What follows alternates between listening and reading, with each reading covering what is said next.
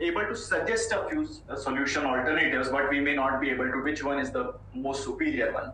However, what are we trying to do is we are trying to do the analysis of what are the pros and cons of going with one of these alternatives. So that is what a case is all about. Now, how the learning happens? Learning happens twofold. First is when you are having that discussion or when you are listening to that particular discussion, you try to understand how to identify problems and what could be the pros and cons of going with one of those alternatives. The second part is reflection, because there is a possibility that there may be a case from FMCG industry, there may be another case from IT industry, there may be another case from airlines. All of these are from very different business contexts.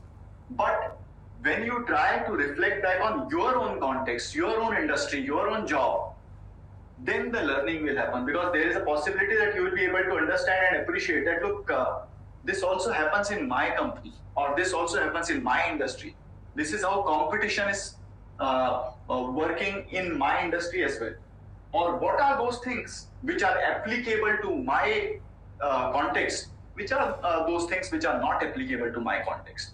So this reflection and the exercise, reflective exercise, actually over a period of time helps you in appreciating different concepts, different frameworks, etc.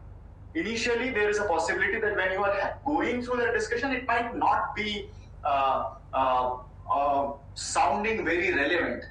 But as you reflect back, probably the relevance will increase. You will be able to understand that, look, yeah, this is applicable to my context. And or this is how I can adapt the same framework to my context. However, in the case, it was applicable or it was applied in a very different industry. So this reflection is something which I would like to emphasize on, which you can do later on once a discussion is over. And same is applicable to every other concept. Whenever a concept is discussed, there is a possibility that many a times we may find it very specific to a business context. The generalization is something which I should be doing as a participant. Generalization is something where I will bring in my experience, my context, and try to adapt the same framework to my context. And it may vary. So therefore, that is what is required. The second part, how do I participate in a case discussion? So what I would request and suggest is that everyone should be on mute and you can raise hands, and then whenever you get opportunity, please speak. Because sometimes what happens is that many participants try to speak and then no one is able to listen. So therefore, it would be better if we can raise hand, and then I will try to give opportunity to everyone. However, it may not be sometimes possible, but then anyway we have 10 sessions. So everyone or each of you will get some opportunity to speak. Second part, sometimes what happens is that we get into too much of our own experience or our own industry examples, which is fine. But when we are having that discussion in the class, if you bring in your examples or your context too much, there is a possibility that you may try to understand a framework using your context. That's fine.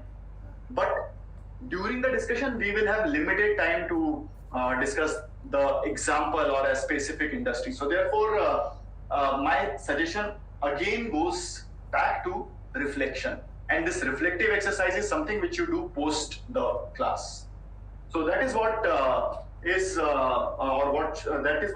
would be the approach.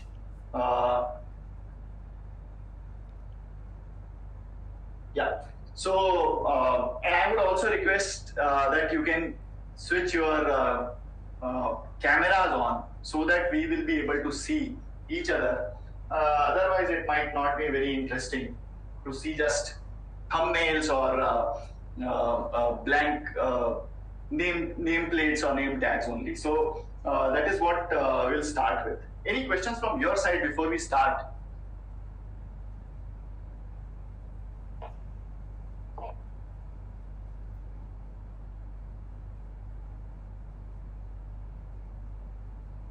So if there are no questions, let me just explain you the course outline and the the topics which we will be discussing within these 5 weeks, 10 sessions.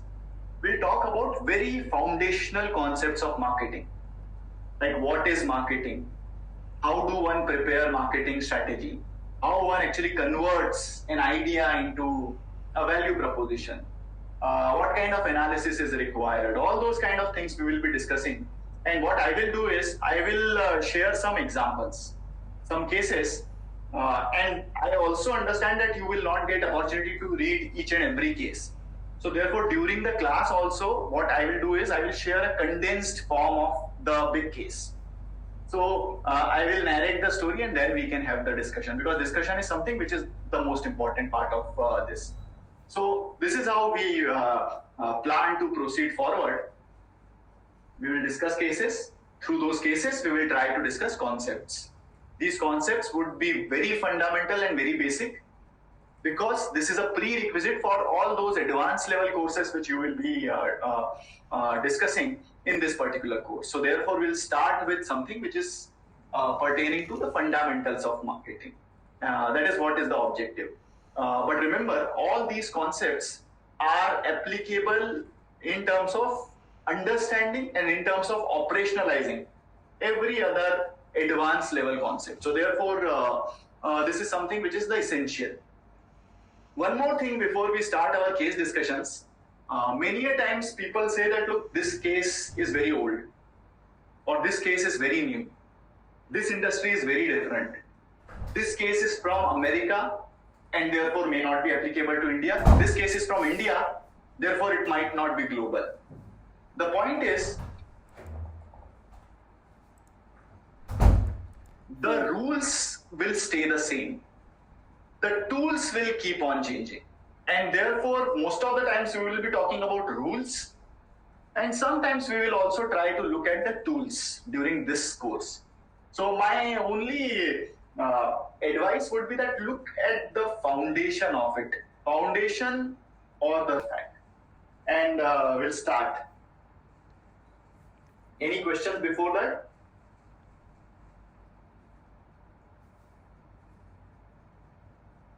So in case there are no questions from your side, I will start asking questions, because most of the times I will be the one who will ask the questions. So the very first question which I would like to ask is why people do business?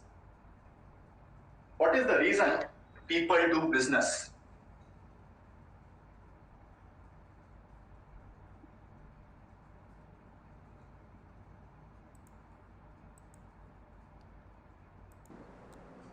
To make money. So that would be one extremely essential aspect of it.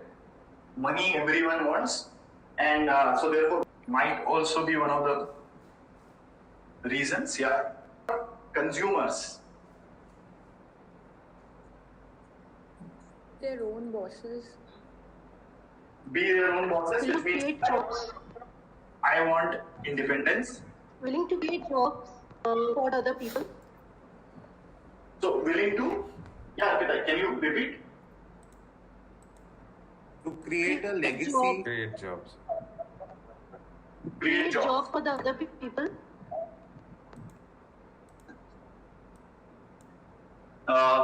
Because I want to contribute back to the society also at times, because I'm creating jobs, etc. Sometimes it To can create be a career legacy. dream. To create something that goes down to the family.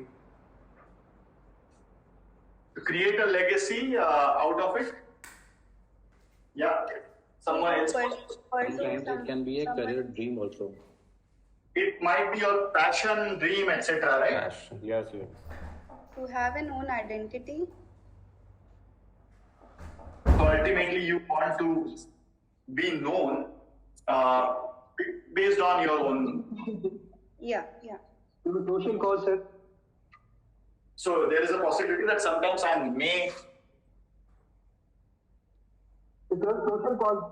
Right, I may like to address a social cause which I have identified. So all of these might be the reasons why people get into business, entrepreneurship, etc. So what comes first? Like this idea comes first, this idea comes first, or Building enterprises that has the potential to grow. That also sometimes comes in the person's mind. As well as flexibility, like work flexibility also one of the reasons. right? My question is, next question is, so what comes first into an entrepreneur's mind? Like, is it, this is my objective, or there is a means like a product idea or something like that, which comes first? So what comes first when someone is actually looking at starting a business? And I would request everyone to go on mute and raise hands so that it would be better. Otherwise, a lot of echoing also may happen. Yeah, Mayank. Sir, identifying problems and then solving that problem. But what will happen first in your sequence of this particular entrepreneurial pursuit? First, I'll find a problem which I need to solve. So there is a possibility that you may identify a problem, etc. And then thereafter, you may come up with a product idea or a service idea or something like that, right? Karan? Yeah, so it's similar to identifying the problem, but in the niche which I'm interested in, because I can't solve all the problems. So the niche that I have, expertise that I have, I'll go in that direction, further deepen it. Based on my own understanding of what I am capable of, right? So Yes, yeah. I think that look, this is my strength. Then I will get on to a pursuit of a business where in the domain of the problem or the need which I have identified. So that is also a possibility. Yeah, Rohan? It might be possible. It is based on the business idea that he's having in his mind. So he want to explore that. So the idea would be a means of achieving something from this particular list. It might be independence, it might be identity or passion or something like that. That is a very right way of looking at it. Yeah, Asta, anything to add to this? So my willingness to create disproportionate returns for my time would spark the entrepreneurship in me, and then I look for dissatisfaction in the society or maybe where I'm living, so that I can create a mass product or a mass something that can create something which is acceptable to a lot of people, right? Exactly. Which is adopted by a lot of people. So that is what I am looking at, the scalability of my idea. True. So what started from my mind, what started as my idea, now I want everyone else also to adopt that. So this is also that. So that might be the next step of starting a venture or a business. Yeah, Tanya. I think it would be the social cause. It can be a social cause also, which will trigger the next level thing. And what would be this next level thing? Because we know that right from the beginning, no one is clear with what he or she wants to achieve, right? Ultimately, I want to translate all of this into something which guides me over a period of time. So I want to convert this into a vision and mission. Because let's say if this is what is my objective, some of them might be the trigger or the cause, but what keeps me guided or focused is the vision and mission of my business. Because I know that, look, in short term, these are the goals, these are the milestones which are required to be achieved. Over a period of time, this is what I want to become. So that's what I want to ultimately define, specify or design. But is vision and mission executable? Right? Is it something which I give to someone and they will convert it into a business?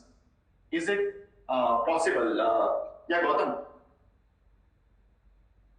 So in this vision or mission, one thing is very important: how well you can identify the gaps overall in the industry or in the market. And how do you do that? Overall, a whole lot of research, analysis, and service. Typically. And research of what? Like research, what kind of data would I be collecting in that research?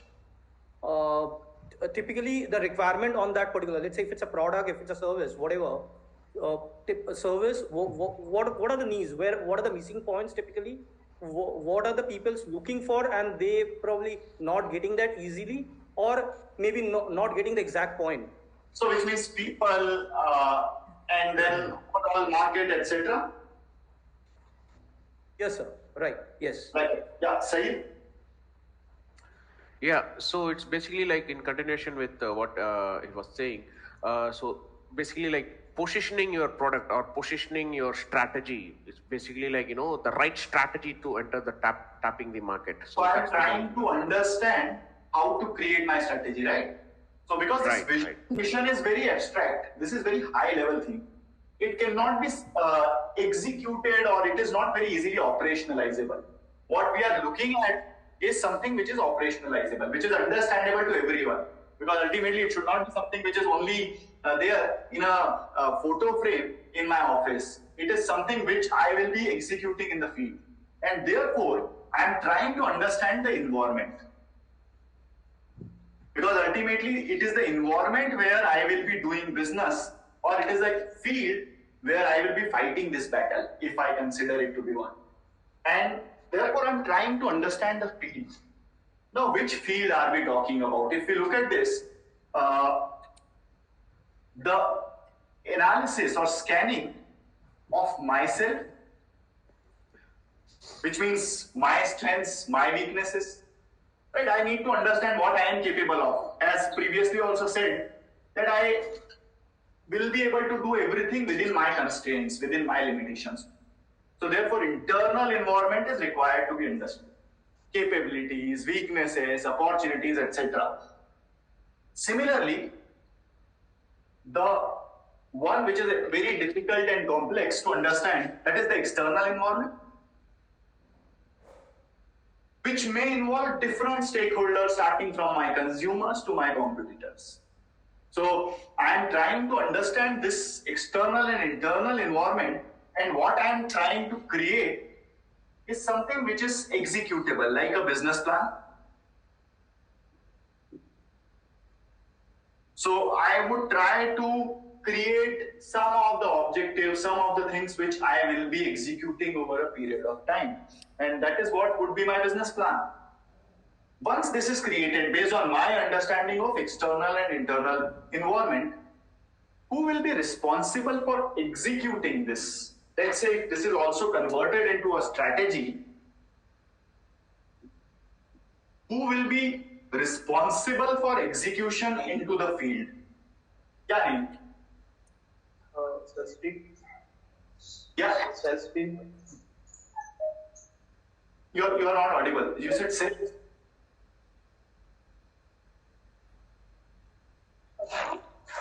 Marketing plan is prepared by the marketing team and executed by the sales team.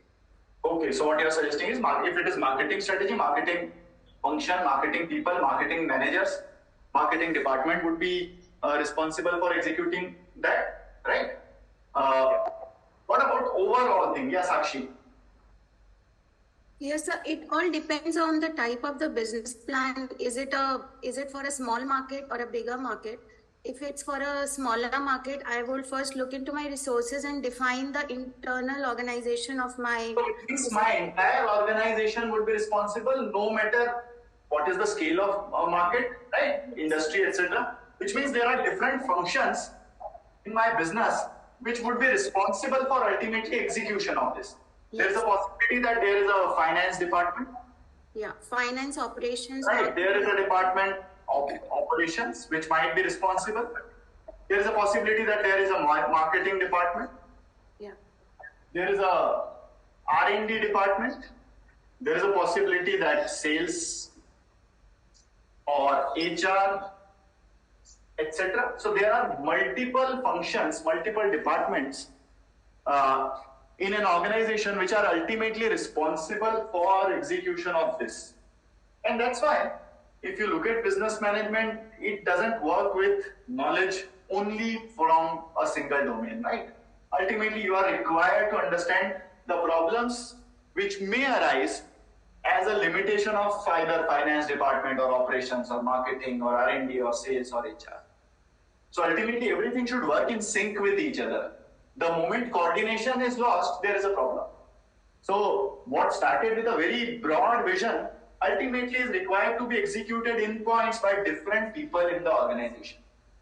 And one thing which is extremely important at this point of time is to understand, so what is that common lens through which all of them should be seeing the business.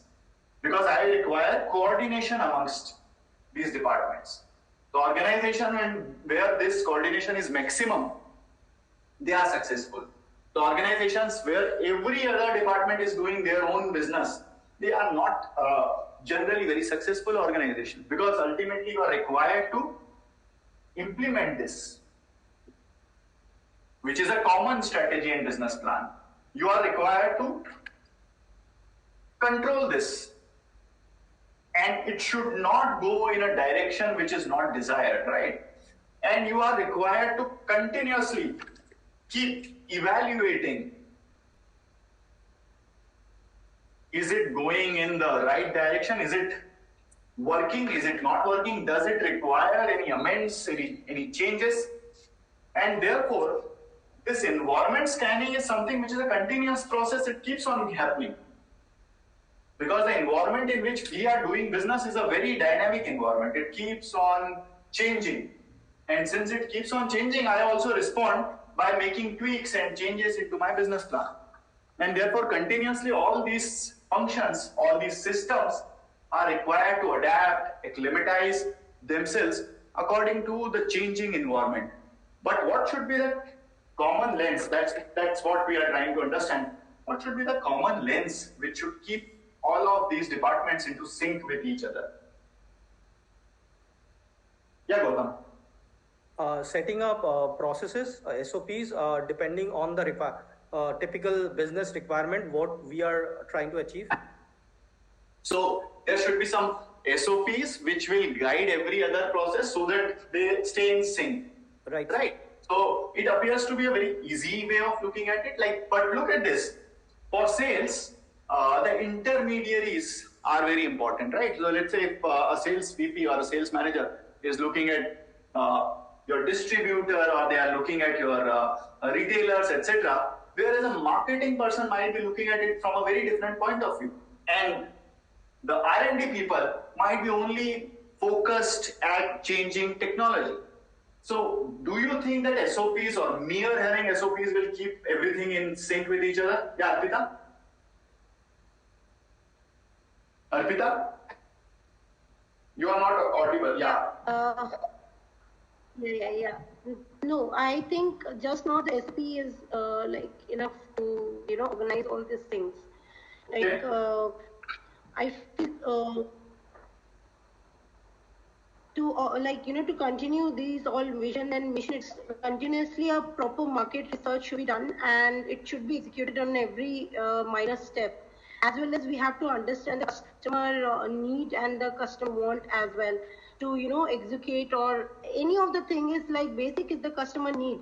Once if you understand how we can set the customer, I think every point we can work it out as per their requirement, and the product will be also sold. Right. Okay. Let's see, Sandeep. Yeah. Actually, according to me, all department has to be synced. They should be aligned. Their internal goals should be aligned with the vision and mission statement, whatever mission has been set for that particular organization. Each and every department has to be aligned with that mission, and inter-coordinations. The way you said, we have witnessed many organizations are not able to achieve their goals just because they are working in silos. Inter-department connectivity, the coordination, the communication between the department is missing, and because of that reason, they are not able to achieve their goals. So therefore, vision and mission should be guiding the departments, and there should be a proper coordination between all these departments. Sandeep? Yeah, I agree. Everything has to go with the vision and mission of the company. So it has to evolve. But at the same time, we have to stick to the vision and mission of the company. Okay. So let's hear from Abhishek. Yes, I think proper communication channel that can ensure the smooth functioning of the processes is imperative for achieving the vision and mission. Okay. Anzar? You are on mute.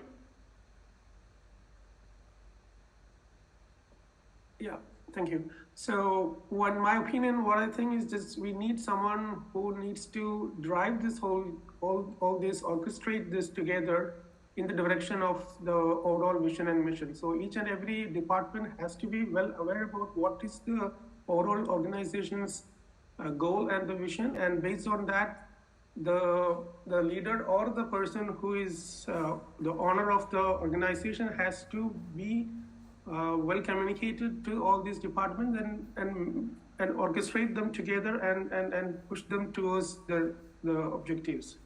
So, which means organizational culture is responsible for actually bringing every other department or function in sync. Which right. So that is also one way of looking at it. Yeah, Vishakha. I would say there should be defined goals which are aligned to the vision and mission, as Samir mentioned, and hence that would keep overall organization in the right sync. So there should be goals of every other department and which are ultimately aligned with the vision and mission. So let's hold this particular discussion that what should be that particular lens. We'll talk about it after a while. So what should be that particular lens which should be guiding an organization, or which should be bringing coordination or sync amongst different departments or different functions of or different activities of a business. Ultimately, we are looking at a strategy which should be center of the entire corporate strategy, right? That is what we are trying to understand when we say that, look, this should be your lens. And that would be the focus of our discussion. But let's move to the next topic, which is the case discussion on our very first case, which is Nirdosh. I think we have shared the copy of Nirdosh case with you. Already you would have received the PDF. Some of the people would have also gone through that. Those who have not, I have created a short presentation so that everyone actually knows the story. But in order to refer to the information or the details, please, you may open your PDFs, the PDF of the Nirdosh case, so that we can have this discussion. And again, this is a very old case. This is a case from 1989 or 1990s. But as I said earlier, many of the things, many of the problems which the protagonist is facing in this particular case are still faced by many businesses across different domains, B2B, B2C, different industries, etc. Professor Aditya, sorry for interrupting. I just wanted to ask a question if I'm allowed to. Yeah, Pradeep. Please go ahead. So, Professor, I just wanted to understand, with my limited experience and my exposure in the market, I have seen that, obviously, I understand the pyramid of having a mission and then jotting it down to what is the business which we are going to make and the implementation. But now, India being one of the countries where there are a lot of startups, I see that people do start with a business model for making money and then they reverse engineer the vision. What's your take on that? Right. So now if you look at this, I'm just thinking that should we be addressing this particular thing today or after, right now or after this case discussion. But just to give an answer which I think you will be able to appreciate more after this case discussion. The point is, we said that there is a list of objectives, right? Initially, we also observed that there is a list of objectives.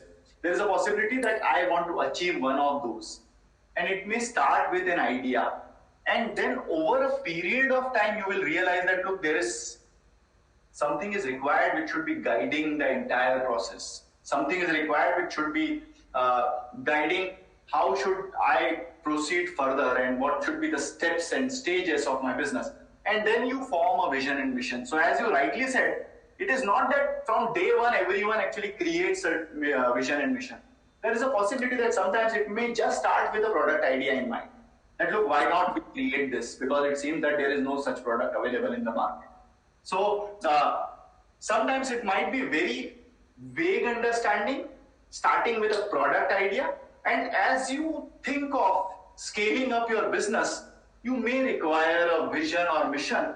And sometimes you may not have a formal vision or mission, but you may have just an understanding that, look, these are the steps which we will be taking.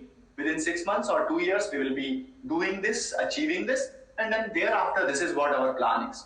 So in a way, vision and mission is short-term plus long-term plans which you are creating. Sometimes you may formally have them as vision and mission. Sometimes it might be just the understanding with the founders or the entrepreneurs might be having. And it is not that from day one I will be clear with this. Over a period of time, I create this. But even once I create this, the same is required to be translated into a business plan or strategy which is executable. And then everything comes into place. Even when you have created a startup around a product idea, you need to understand your environment. Because ultimately, this product idea might be very innovative, but whether the market will accept it is something which is not very clear. And in order to understand and gauge the feasibility of that particular idea, I do the environment scanning. And there can be formal, informal means of doing the same. Anyway, I do some research, which is essentially what environment scanning means. So the point is, it may not be very clear that this is my vision and mission, but we have some objectives in place. Those objectives are required to be translated into business objectives, something which is executable. And I create a strategy based on my understanding of, look, this is where I am doing this business. This is the field in which I will be playing. And therefore, I need to understand the dimensions of this. I need to understand how should I play or act in this particular field. So that is the understanding. There is a possibility that formalizing a vision and mission might not come very early in the life stage of some of the businesses. But anyway, they have some idea that, look, this is what I want to achieve. And over a period of time, it gets clarity. So over a period of time, you understand that, look, this is what I want. For example, if you look at Amazon, so it might have started as a book seller online. And over a period of time, there is a possibility that Jeff Bezos would have figured that, look, I want to sell everything online. Right? So those are the transformations based on my growth objectives. Initially, I thought that, look, this is what will satisfy me. But then I see the potential and I change it. So same is true with any other business. Initially, there is a possibility that I started with a very different vision, which I modified over a period of time. But then every other vision or every other goal ultimately requires similar sort of analysis, which is environmental factors and then creating some objectives or steps, making them executable by people inside your organization, and then thereafter implementing it, controlling it, continuously evaluating it. So that's in short what is required day one or over a period of time. Clarity will come. So that is in not a very short answer, but yeah, that is something which seems to be the approach at this point of time, which many startups also might be having. And over a period of time, they may realize that, look, this is ultimately what we want. Formalization may happen later stage, but if you want to convert it into a business, you need to do or go through all these stages. Yeah, Pratik. That's it. Thank you so much for the time you've spent on this. So let's start with our case, which is Nirdosh. And I hope that all of you have some idea about the story. And those who don't have, what I have done is I have created a PPT so that you will be able to go through the story very quickly. I'll narrate this particular story. This is the story of Nirdosh, herbal smoking device, which was conceptualized by Mr. Natwarlal Bhavsar. Mr. Natwarlal Bhavsar, he was a small-time business person who used to sell BDs. BD, you know, right? Smoking device. So BDs and loose tea. So tea powder he used to sell from a very small shop in Ahmedabad. One day some Ayurvedic doctors came to him, Vaidyas came to him, and they asked him to roll some herbs into tendu leaf. So if you know, BD is made out of tendu leaf. So inside tendu leaf, you roll tobacco. for making a BD. What these Vaidyas asked Bhavsar was that, look, these are some medicinal herbs. Why don't you roll them in form of a BD? So that day, Natwarlal Bhavsar realized that, look, there seems to be potential here. Because if I identify herbs and roll them in form of BD or in shape of a cigarette, people may smoke it and it may have some medicinal values. This particular product idea he started with, and then he started reading some books like Charak Samhita, which is a book which talks about Dhumpan and not Dhumrapan. So if you look at the difference, Dhumpan is the healthy smoking, Dhumrapan is unhealthy smoking, which has nicotine and tobacco, etc. So Natwarlal Bhavsar started experimenting with different preparation, and ultimately he prepared a herbal mix of 14 herbs in a very specific proportion. And he created this particular product, which he realized over a period of time helps in quitting smoking. It also is a harm-free smoking. It cures cough and cold, provides relief in asthma, beneficial in headache, gas troubles, indigestion. Also, it can be used in stress relief. Bhavsar was very much fascinated with the idea which he had now, and he wanted to convert it into business. And therefore, in 1984, he started rolling Nirdosh as a BD. So he started rolling them in BD form, and 25 sticks he would sell. Also, it was priced as 2.5 rupees for pack of 10. But his manufacturing costs were way too high, 2.26 per pack. And therefore, soon he realized that, look, he is not making a lot of money. So he increased the price of this particular product. And by 1987-88, he realized that, look, I should be selling it at 5 rupees per pack. So he increased the price. And the sales were like this. If you look at it, 1989, he started selling 8,000 packs a month. And there was no distribution network in place. His sons and his nephews would go from office to office. They will make people sample the product, and then the product was bought. Some of the product was shipped through VPP. So you know VPP, value payable at post. So in previous time, in earlier times, if you are aware of, one used to order books, and then the postman would come and deliver you the book once you pay the amount. So that was VPP. So similar fashion, he started selling this particular product, started shipping it to some other nearby cities, and this was bought by businesses like pawn shops. He already spent some 1.5 lakhs in R&D and some miscellaneous monthly fixed expenditure, 5,000, plus the other rents, etc. Now the question here is, there is a saturation in growth. You are only selling 8,000 packs per month at the rate 5 rupees per pack. What should you be doing? Is there a problem? What should be my way forward? What should be my future strategy? And just to give you some idea, look at consumer prices of various brands of cigarettes. I'm selling it at 5 rupees, whereas the cigarettes are sold at a price like this. If you look at anti-asthmatic drugs, cough medicines, these are the prices. So what should Mr. Natwarlal Bhavsar do at this point of time when he's selling the product at 5 rupees per pack of 10?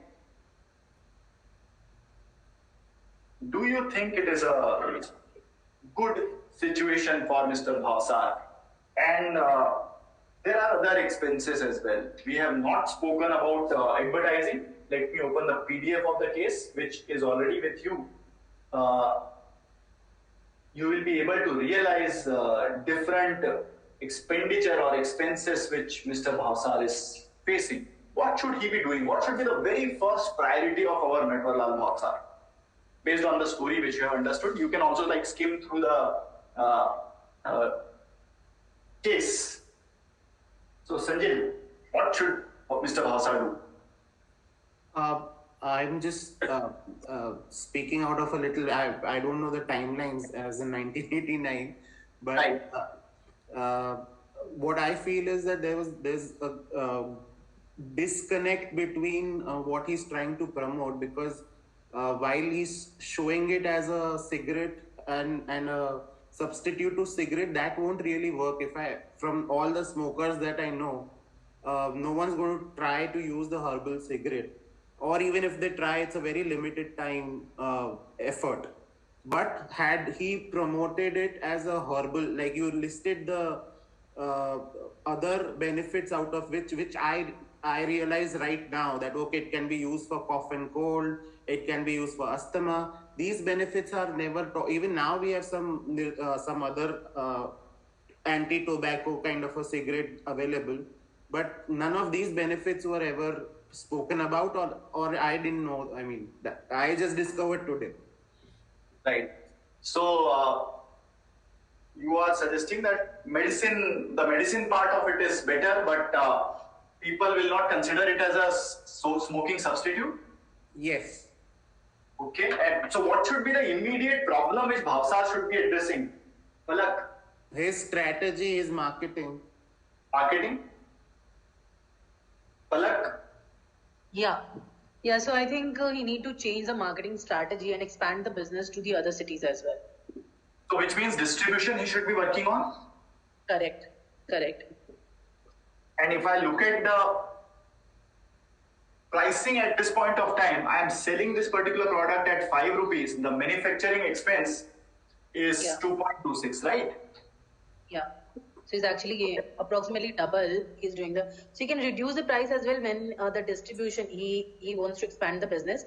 And apart from that, what he can do, if he's like selling one product at 5 rupees or 4 rupees, he can do this way that one pack is of 5 and 10 pack is of like with the cost of 3.5 rupees. So this way he'll be able to increase the sale of the product, and apart from that, gain the profit as well. But if you look at the distribution part of it, the more the number of intermediaries I am adding to this particular supply chain, don't you think that my margins will further go down? And if you look at this 2.74, which is my current margin, will it be able to cover the expenses? Like, for example, only 5,000 is... Maybe 2-3 activity ka jayegi. Kitna hua? 60? If you look at the fixed expenses are 5,000 plus the other expenses like rent and right. If you look at some kind of advertising is really expensive. He is currently not doing it. But let's say if you do that, or if he does that, then probably this expense would be approximately some 20,000 per month, right? Correct. So therefore, that is why he need to increase the sale of the product or to the distribution and the marketing, na? Because nowadays he is very limited to one city and the limited number of packs is selling out in a month. So what you are suggesting is that volumes he should gain somehow, because this distribution will help him in scaling up. And if he scales, probably he'll start also enjoying the economies of scale, etc. If I try to calculate this, let's say 20,000 is my fixed expense. I am trying to calculate the break-even volume, right? Which would be my fixed expenses divided by my price minus my costs. In short, margin. So fixed expenses we are trying to assume as 20,000 per month. Price is 5 rupees. 2.26 is this. How much would be this? 20,000 divided by 2.74. How many packs per month should I be selling in order to recover this? Just a second. It's 20,000. Can someone quickly calculate? 7299.27. So which means somewhere near 8,000, right? 8,000, yeah. which he is currently selling. He's also currently selling 8,000 packs per month. 8,000 packs. Yeah. So this is the break-even volume. But I don't only want to break even, I want to actually scale up. Scale up. 84 I started selling this is 89, 5 years have passed and I have been selling this. This is the recent growth and therefore I need to scale up. One way is distribution, but distribution will involve a lot of intermediaries which will further reduce my margins and therefore I should achieve a significantly increased volume out of distribution. Otherwise, distribution might not be very profitable for me. So therefore, like scaling up might not be profitable unless I achieve the demand. So is it possible? Yeah, Nilotpal, what is your way? What is the very first thing which Bhavsar should be doing? So as everyone is talking about the marketing, so I think before marketing also he has to know the market, the focus areas of the market, which we told us that like marketing research, which is actually which market he needs to focus and which is the best market for the consumers for this type of products, because it has some values or it has some particular specification of the product. So not every person who is in the market, like who is smoking bidi now on that time actually, on that time. So they in the rural areas it will be not focusing. If we not focusing on the rural area, if we focus on the some gadgeted society where people are conscious about the health and things, so that will be the more I think. So his target customer he should be defining? Yes, his target customer he should be defining over there. Okay, so the immediate emphasis should be on defining the target. Adding to Nilotpal, demographic and behavior related to the smoking and health consciousness, that is also one of the biggest part of the market research. And secondly, I feel that he should work on the positioning and the messaging of the product, like, highlighting the herbal and the natural aspects of it by emphasizing its potential benefit and over the traditional cigarettes. Should I highlight the herbal parts of it? Should I highlight messaging? Should I highlight the herbal aspect of it? Yes, it should be. Because nowadays the herbal thing is much more in booming industries. So I think positioning should be changed. Positioning, the messaging of the product. Then we can, go ahead for the brand and the packaging and the distribution strategy and all, depending on the market research and demographic of the customers, the consumers are using such kind of things, such type of products like smoking and etc. Okay, Rohan. I totally agree with all these points, but I would just like to add one more point which is very important with respect to a herbal product. Specifically, we require a brand advocator. For example, we need to contact some kind of advocator in terms of doctors who will going to advocate all the smoker who want to remove from smoking. So definitely they can advocate this product so that they can use this product to change their smoking behavior. But do you think doctors will actually prescribe this, because it is not very well tested? Like none of the labs has certified it, right? So do you think that doctors without any scientific proof will be backing my claims? It would be a very long process to get it approved and all. There is a possibility that I might not be able to get it approved, right? Okay. So that is something which is, and otherwise he has got some testimonials from some film stars. Like I think if you read the case, it says that Ashok Kumar was endorsing the product. So at that point of time, Ashok Kumar was popular and he was endorsing this particular product. Okay, Taran?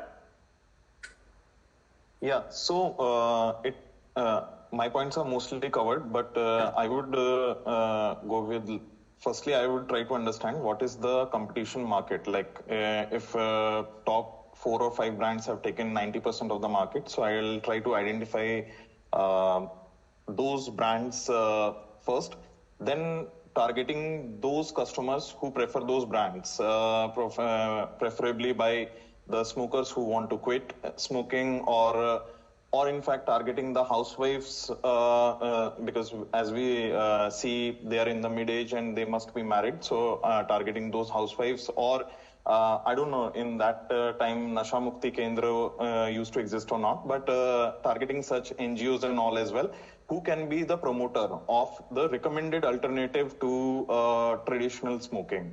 So something like that, distribution network, not directly from the shopkeeper's side to be established, but like this. And obviously, if a shopkeeper distribution network is being tried, if he is trying to establish, then incentivize them for promoting this product as the recommended alternative in order to grow the sales. What kind of shops are we talking about? Like, what kind of shops are we talking about? The shops, like the Kirana shops. Kirana shop, grocery stores.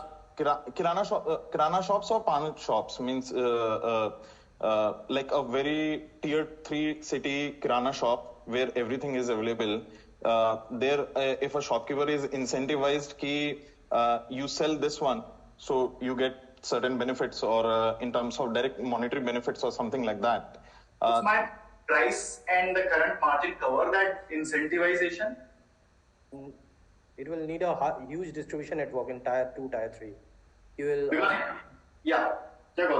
And also need that people, educated people over there who actually understand what herbal means actually, what herbal kind of specification actually change their lives, and what are the things we are talking about, the advantages. So I think tier 2, tier 3 cities it will be difficult for as well. Look at one more thing, like distribution and channel management part. When we are discussing, you are also required to do a continuous replenishment of your product.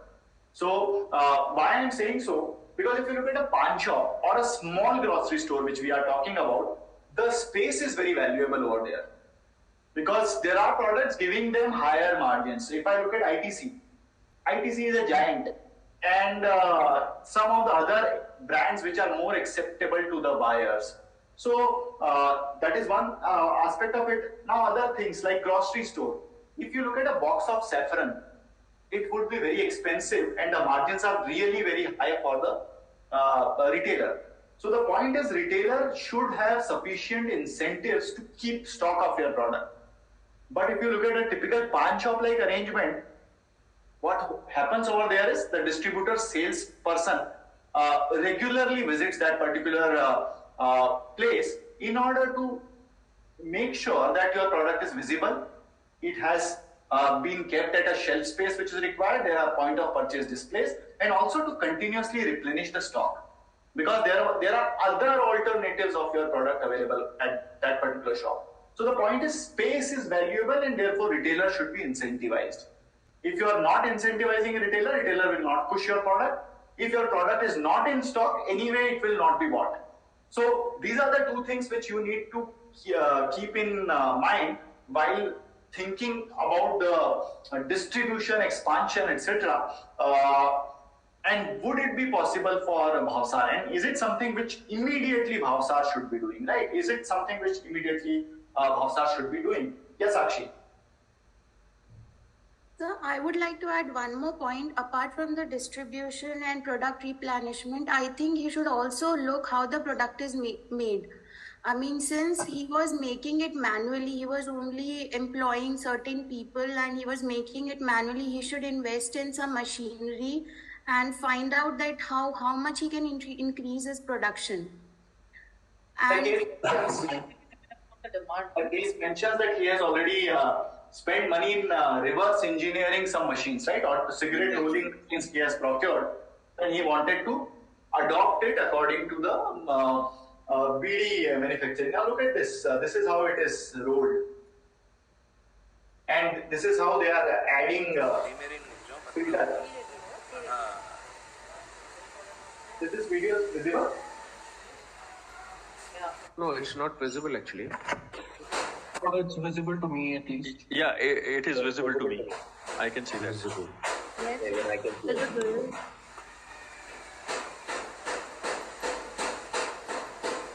currently this is the process of adding a filter to the BD or the Nirdosh. And then thereafter, what you do is you add the herbs. Let me play that video as well. I will share this. So this is how you add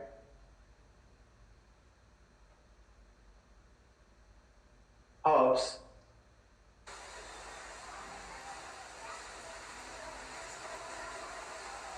And it's a completely manual process at this point of time.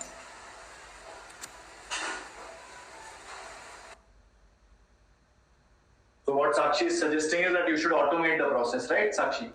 So, and in terms of positioning also, like he was positioning it as BD, but I think later in the case study, he positioned it as a mixture of BD cigarette, but a herbal form of BD cigarette, so that people can basically take it as a product which is customer friendly and which helps them to get rid of smoking. It should not be sold as a bicycle. He is currently calling it a bicycle, right? Bicycle. Yes, bicycle. Cigarette and BD mix. BD and cigarette. So what you are suggesting is a completely different product he should be selling? Yes, he should actually work on positioning. Like since he was positioning at Nirdosh, which is basically a product which helps the people to get rid of their smoking habit. So he should focus basically on the research and development, wherein he should actually get the product tested and get the approvals from the laboratory, so that he can actually cater to the maximum audience in all the type of places. And if he'll get the approval from the doctors and the Ayurvedic experts, then certainly he would actually be able to maximize his customers. Okay. Yeah, Riddhi? So I think he needs to look at the cost of investment here, because here all that we are talking about is, listen, he does not we have looked at all the factor, his break even to his manufacturing to everything, right? And all the competition monies as well. Everything is lower than what he's quoted. While there are benefits in place, but if he's reached a saturation, one is we look at how consumer is really perceiving the product. At the same time, look at the cost of manufacturing it, right? Yes, it's herbal. Yes, it has its own cost involvement, but something needs to be done towards the cost. Maybe instead of pack of 10, do a pack of 5 and try it out if that really works. But rather investing in other areas, first cost of investment to be looked at, and then other areas can be explored. Which means that he should try to reduce his expenses, right? Yes. And get better margins of this particular product. Probably automation also might be one of the things. Yeah, which he can later invest in multiple things, where he can actually go to the different markets and try to expand other cities also. Okay, so currently the expenses, costs, overheads, etc. should be what he should be immediately focusing at, right? Okay, Sanjil? I have a very, pardon me if I'm wrong, but what I was thinking is that could he split his product into two, where one is catering to the smokers and helping them get out of the tobacco addiction, and the other part could be promoted in another form, because even in India still, ऐसा है कि you don't smoke in front of elders, you don't smoke in family, even if female want to smoke, it is not considered to be okay. I mean, not my personal view. So maybe the product is good enough, but the shape of a cigarette will send out wrong. So which means product form should be changed? Yeah, split into two. One part which is for catering to the people who need to get rid of the addiction of tobacco, and the other product would cater to the health benefits of all the herbs that they are using. But the cigarette form, I feel, will mentally restrict his adaptability of his product or the want of his product. So which means it should be sold as something like agarbatti or etc. Right? So where smoke, Dhumpan is happening, but Dhumrapan is not happening. Yes. Yeah. Okay, Sukhdev.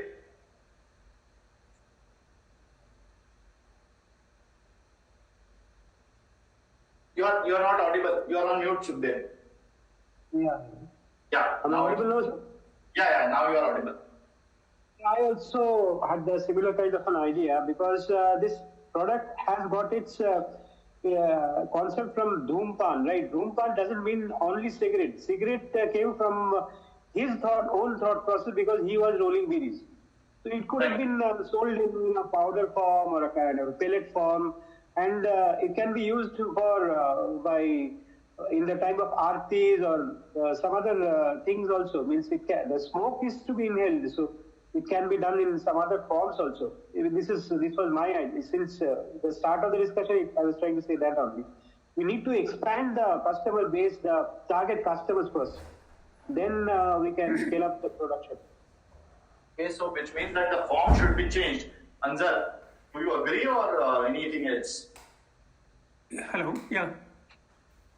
So, however, what I'm just also wanted to add on here is that we need to look at to create more demand from the consumers by creating more of awareness programs or workshops at the rural areas, wherein we have more. I could see that customers or consumers will be there in terms of the population, because those are the people who are laborers or they are working community where they will have the tendency of using or smoking. So I think we need to do a lot of awareness sessions or programs to educate them why this kind of product. I think that we can go for advertising as well. Not really advertising. We can have individuals going and explaining to them as advocates about this product. Currently, if you look at the case says that Bhavsar is delivering talks. So he delivers talks in different institutions, and he has collaborated with some of the doctors and rehabilitation centers kind of institutions. So that is something which he is currently doing. Whether it is working or not, we don't know. He is also distributing free samples. So these are the activities which he is doing. What you are suggesting is that in rural areas he should be going, right? Exactly. At rural areas, we'll have to do a lot of awareness sessions or programs over there, or workshops of informal gatherings where they talk about and as well as rural customers. Don't you think that their price sensitivity would be slightly on the higher side, and therefore our price may not be acceptable to them? They are not willing to pay for it. Yeah, so that's something we need to look at, because initially we need to create more of a volume sales rather than looking at more of individual the margins.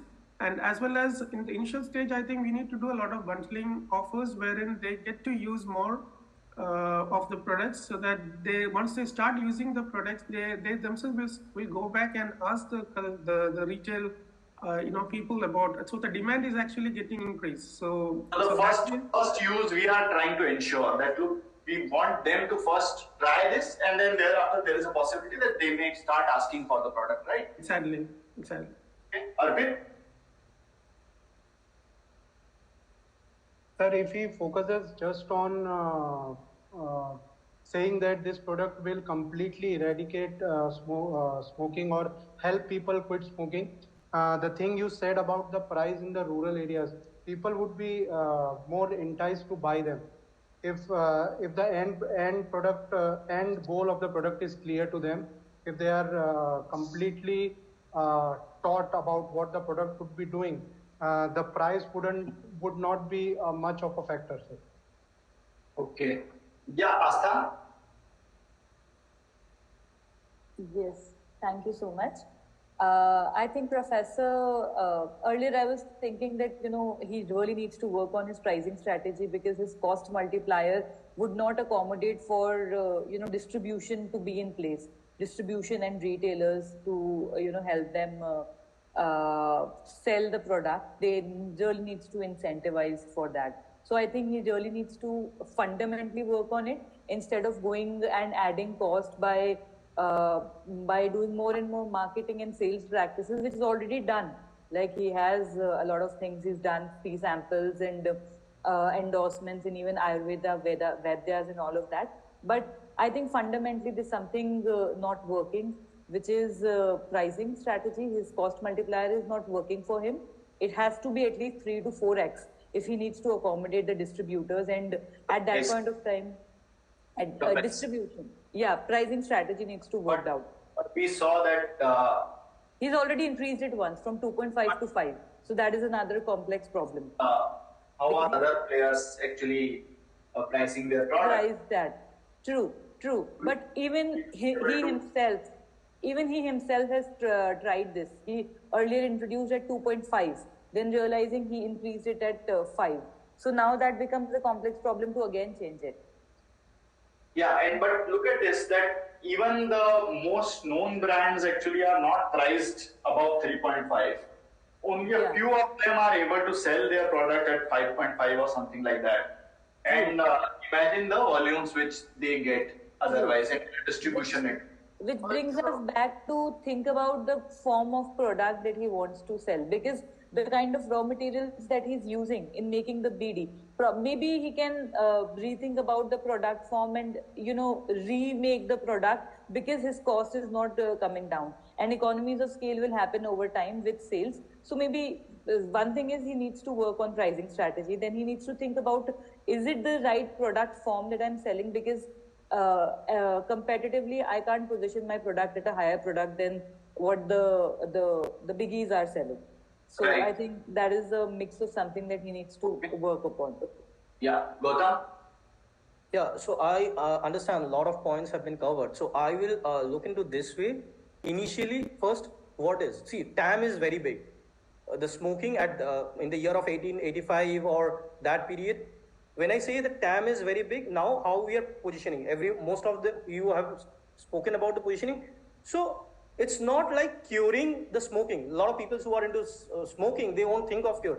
So instead of that, if we can place it like a wellness alternative of smoking, or smoking which have a wellness kind of a positioning attached to that. Along with that, what typically also add what Sanjeev was telling, bifurcate or pivot into two typical products. One is typically which is a smoking alternative, which is a wellness smoking alternative, another one is a form of a generalized commoditized or medicated product that will cater to a very niche segment. Next comes to my pricing. Pricing, of course, you can't increase. So what comes to the point? My scaling. Again, if we want to scale, the next what we discussed, typically distribution, of course, if we go to the tier 2, tier 3, the distribution cost and all, we can't manage.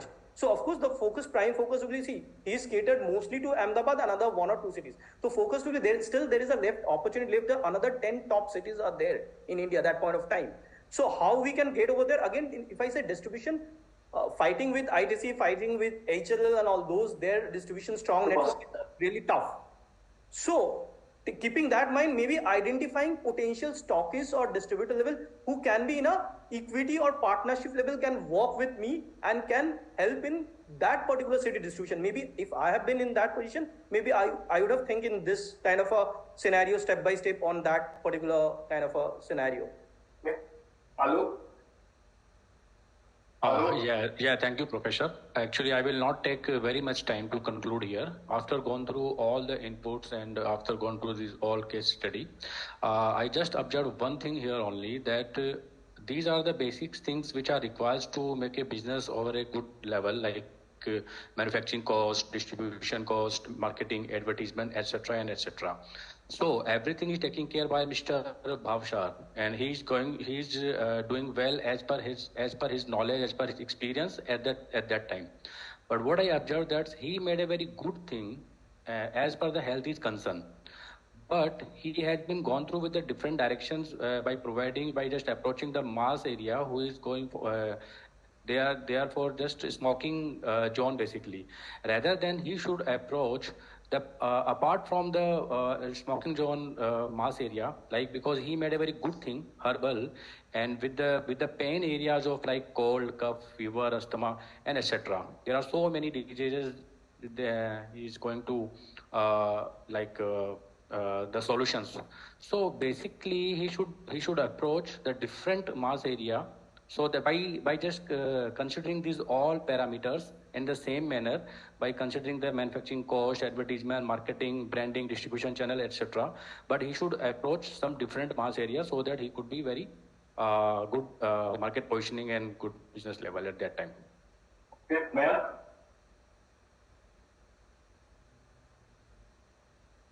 Just going through the PDF, most of the points were covered. Just one thing I wanted to add is that cigarette being a very huge niche, you should target people who are into cigarette, considering using maybe Ashok Kumar or something, having an herbal alternative to the cigarette, and then branding it, maybe having a distribution channel being from Ahmedabad itself, testing ads and everything in Ahmedabad, and then trying it out and then scaling it up on a larger scale. That can be a good alternative. Okay, Vishaka? I was just going through the exhibit 3 table B, wherein they have mentioned the media habits of the tobacco consumers, and which is the area wherein Nirdosh wasn't marketed right. And I think the bigger brands were also opting for the newspaper space, which was very much consumed in that era, and hence that led to a huger market share for the competitors. Probably he can explore that newspaper advertising space. But if you look at the rates, newspaper advertisements, we have to also decide on which newspaper, what should be the frequency, what should be the size. And once you look at this, it would become very expensive, right? And if it becomes very expensive, then what would be the deliverables of this particular advertising? Like, what is that which we want to achieve by spending money on advertising? That is something which we have to think about. I'm not saying that he should not, but currently he's not money. He has already spent some 12,000 rupees in advertising. And apart from that, he may not be having sufficient money to actually frequently advertise. That is what is the problem, one of the problems. So now what I want the class to focus on is that let's try to have decisions regarding what should be the brand name finally, what should be the product form, what should be the pack size, what should be the price, what should be the ad copy, and what should be the media in which he should be doing advertisement. Like Vishaka said, newspapers. Which retail channel should it be sold from, and who should be the target customer? What specifically should be the definition for the target customer? Also, so is it a quit smoking device or a healthy smoking device or a medicine or a herbal smoking alternative? So since this is the break time, let's take a break till 12 p.m. and you think about what should be the response to all these. Like, where am I ultimately? In this column, this column, this column, or this column? And then what should be the decision pertaining to all these parameters? 1, 2, 3, 4, 5, 6, 7, 8. And if you have to come up with your responses, 12 p.m. will start again for the next session. And in that session, we'll have this discussion for a while and then we'll conclude the case. I'm just going on mute and we'll start again at 12 p.m. right? Thank you. Yeah, Sakshi, you are asking or? Yes, sir, I'm asking. Yeah. So the plan which we have to make, it should be as per the current scenario or should be as per the whatever you think is right, and don't prepare a plan in details. We just want responses like where would you or what is your recommendation. Let's say now if you are Mr. Natwalal Bhavsar, then what would be your priority and how would you go forward? So this is just a recommendation. We are not specifically looking at the details of all of these options. But what do you think intuitively based on your analysis of the case and so far the discussion which we had, what do you think would be the most appropriate mix of all these parameters? All right, sir. Okay, thank you. Yes, Sanjay. Sir, again, I have a different approach to this, so please pardon me if I'm wrong. How about he increases the price of this product and which column? In which column are we there? I can't see from one. If you can pin my video, then you will be able to full screen see me. Yeah. Yeah, so in the the herbal smoking alternatives are basically medicine. I would put it in the medicinal.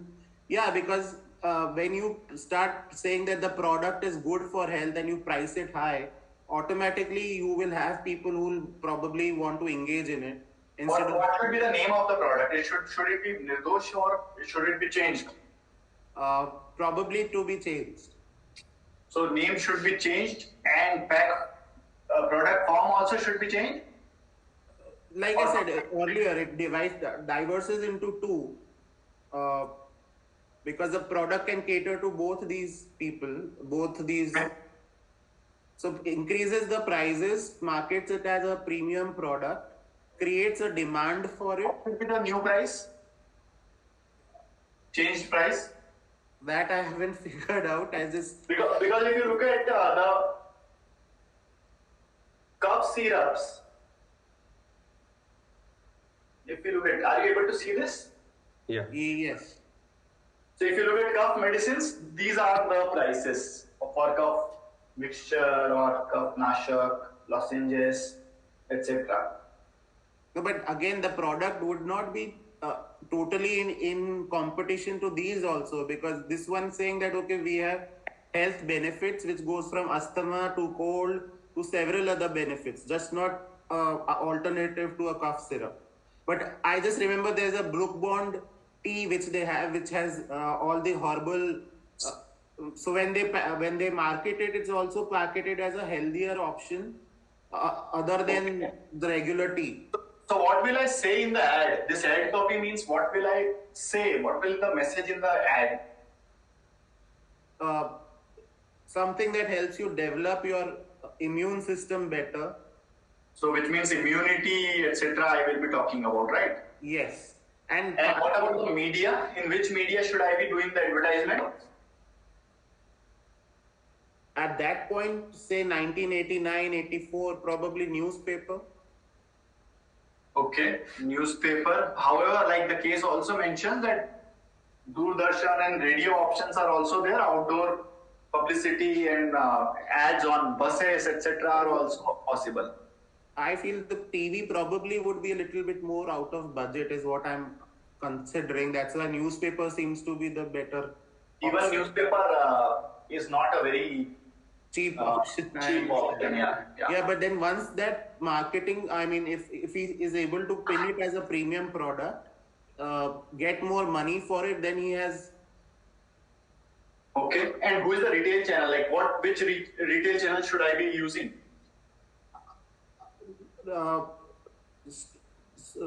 Stores and grocery stores and medical shops. Pharma stores and grocery. Yes.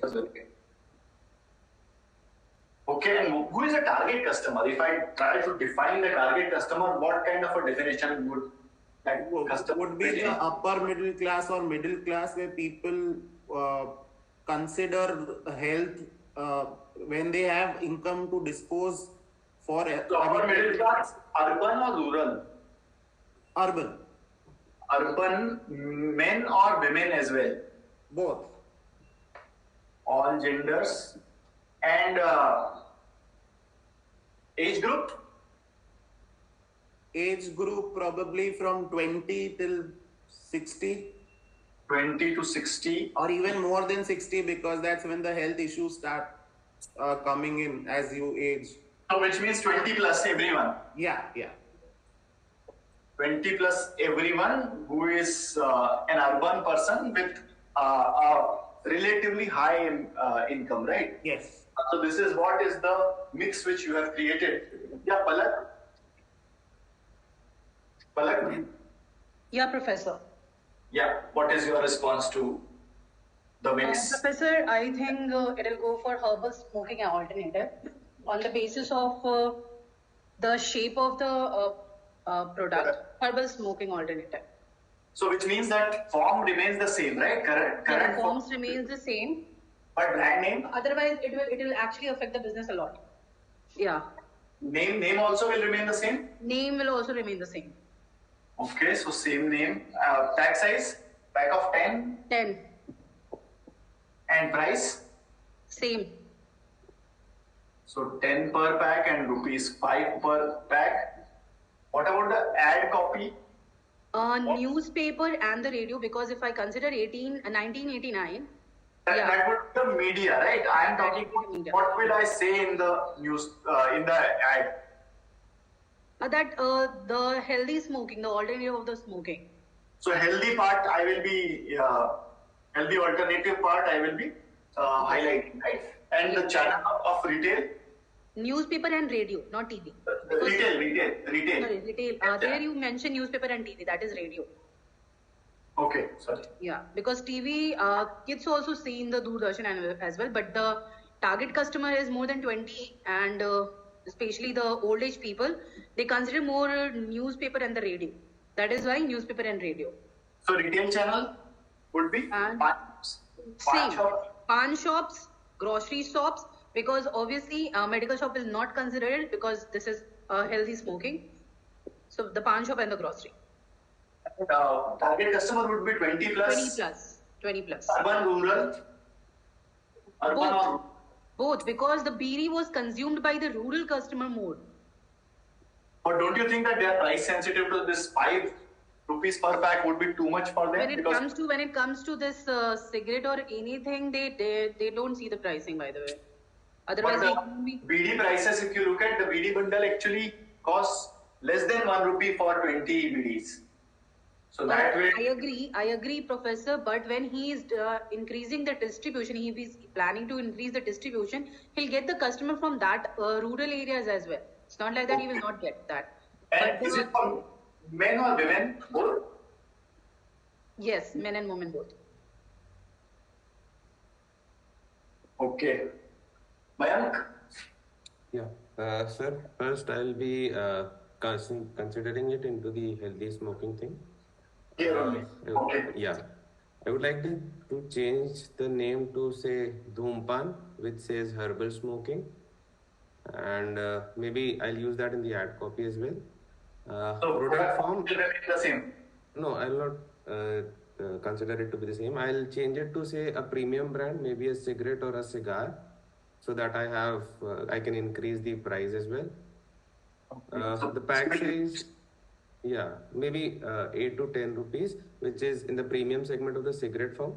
I think it was Indian Classic, which was 10 rupees. So I'll market it at 8.5, so that when I increase the channel size, I have a margin to give to the wholesaler and the retailer as well, with a good retail margin. Then pack size I can reduce because it's a premium thing, so it can be say 7 or 8. So which means you have that will impact the price increase even more, right? So you've increased the price and you've reduced the number of sticks also. Yeah, because we are considering it to a premium segment. We would be marketing it in the premium segment. Okay. And then because he's been working it for like 3 or 4 years, he must have made researches and come close to the taste of cigarettes and cigar. So I would market ad copy would be a healthier way, a healthier alternative to cigarette. And maybe, yeah, because it's a premium segment, I'll incorporate some celebrities, which Ashok Kumar or similar thing, who have already endorsed it. So I'll use his ad copy in that. Media would be, media would be newspaper, radios, maybe TV, yeah. And TV also. And what about the retail channel? Retail channel, I think pawn shop is the best option because most of the people who have cigarettes would take it from the pawn shop itself.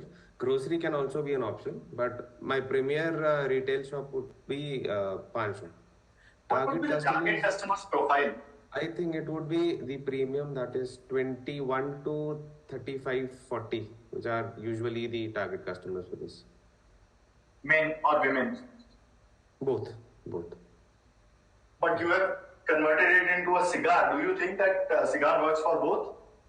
I think so. It would be cigarette and cigar both. Okay.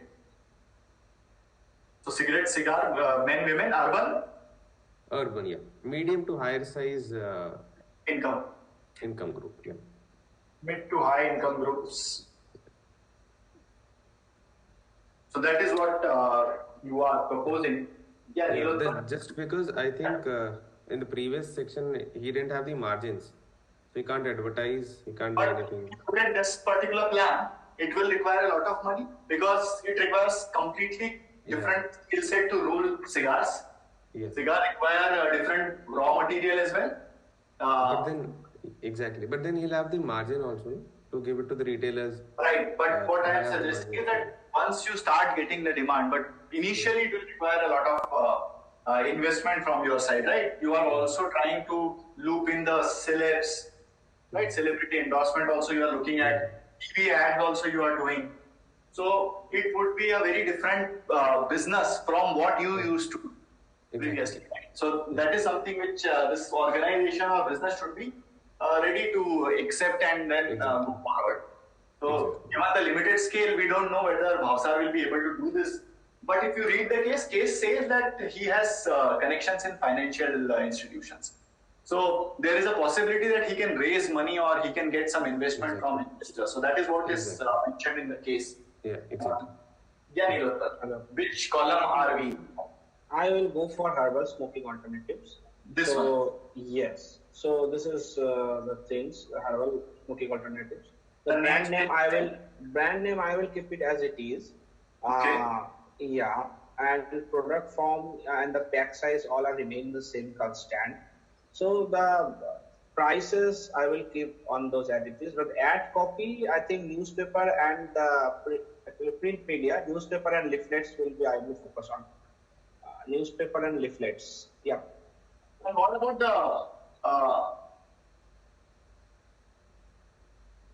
the ad copy? What will you say in the message? That healthy or herbal smoking. That smoking which is like with herbal essence or something, like this kind of things. Healthy herbal, yeah. Retail channel will be the same, pawn shop?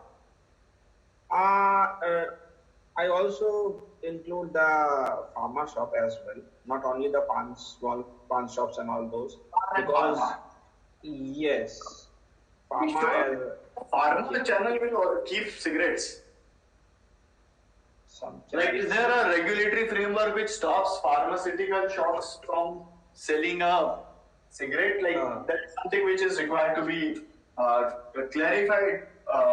Bhavsar will do that. And who is the target customer? The target customers will be the people which is middle class actually. It should be tier 2 and tier 1 cities. I will not focus on the tier 3. Also the customers would be like above 30 ages, like 30 to 50, between that. It lies between 30 to 40 age people. And it will be both man and woman.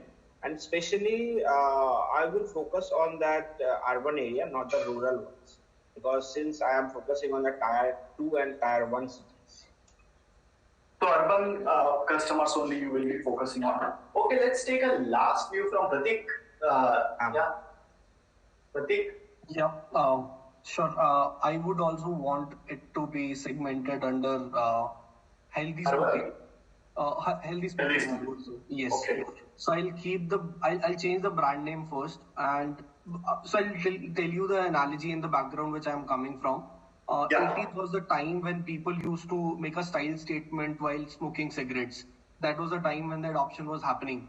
So I would change the brand name to a name where it reflects as something which is non-cigarette types, but you can have that style statement to exhibit when you are with people. English name generally? Maybe, yeah, exactly. So an English name to the brand. So Nirdosh itself sounds more of harming to me, at least. So I'll reduce the pack size to half to make sure that it is more reachable to the people who don't want to spend once like 5 rupees at that time. They can spend 2.5 and take the pack. So the idea is to give them the reach. Perceptually, you are reducing the price. Actually, the price stays the same, but perceptually, I pay only 2.5 rupees. Right, perfect. So, and what about the ad copy? So I will I would want to do a offline typical marketing with posters at fancy places where the public used to go. Maybe a typical restaurant, or maybe that time we used to have single cinema halls. So those places, and of course places where smoking at that time was actually allowed in public as well. So I'll put it in fancy restaurants, and of course the mainstream ad for health benefits. Couple of them, not emphasizing more of it, but it has to be more of a personified position. So people who want to put that style statement, so it can reach the masses. So the target audience will be. What will you say in the ad copy? So it'll talk about health benefits along with a guy standing, maybe posing that way a person would want to stand in normal public, or. So health and style both. You. Yes. Sir, I want to add on to Prateek because I was also thinking about the same. So my punchline would be smoke without fear and spread cheer, because it would be for the target audience who are basically smoking for fun, or who are the white collared people, or basically the youth who switch to smoking just for fun. So smoke without fear. Okay. And So this. So something like this. Okay. And retail channel? Retail channel, I would say that there should be stalls at the similar kind of places. Maybe pawn shops I don't want to include. So food places, restaurants.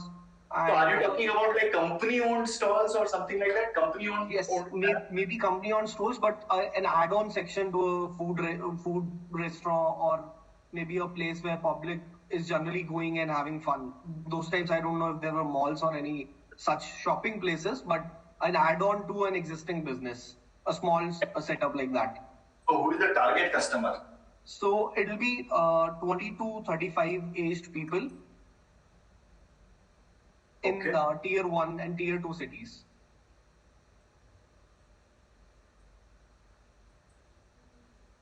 Cities only. Okay. Anyone who is actually quit smoking box. Professor. I had this. Yeah. Can I So in.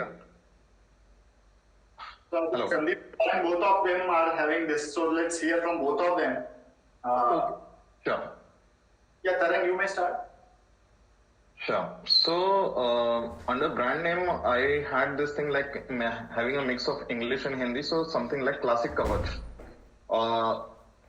is Classic. Something, yes, which gives new age or this thing in the 90s when it was hitting. Product form will be same? Same, yes. Pack size? But the pack size, I wanted to make it either 5 or 15. 15 or 20. 5 is one thing which is something like a trial pack. So someone is ready to go for it. So it means 2 packs. One is small pack of 5, another one is 15. Yeah. Price would remain the same? Price would remain the same. Yeah, obviously the 5 will have a subsidized one. Like I want to offer it at a better cost so that they can try. People can try. Ad copy will be like herbs that don't let you die younger. Okay, herbs and something related with life, etc. Yes, something like that. And media will be obviously newspaper, but I'll extensively use the quote from Ashok Kumar or some Bollywood celebrity which like emphasizes or validates it. So some testimonials you are using. Yes. And the retail channel, I would focus on the Kirana shop where both men, women, housewives, everyone can come and they find it like, okay, this is the alternative to smoking, regular smoking. But this is quit smoking. Yes, so quit smoking. So as an alternative, like you can quit smoking by opting for this Classic Kavach, something like that. And TG will be the existing smokers, housewives, age 30 to 65.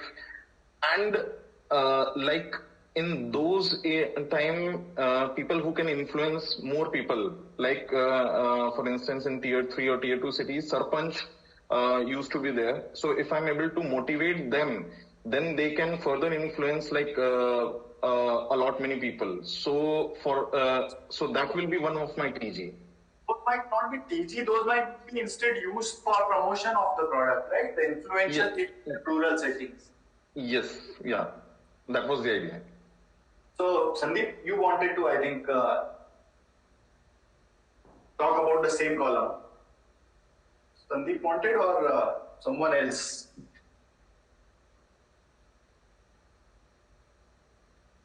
So anyone else who would like to add to this quit smoking column? Yeah, Sukhdev.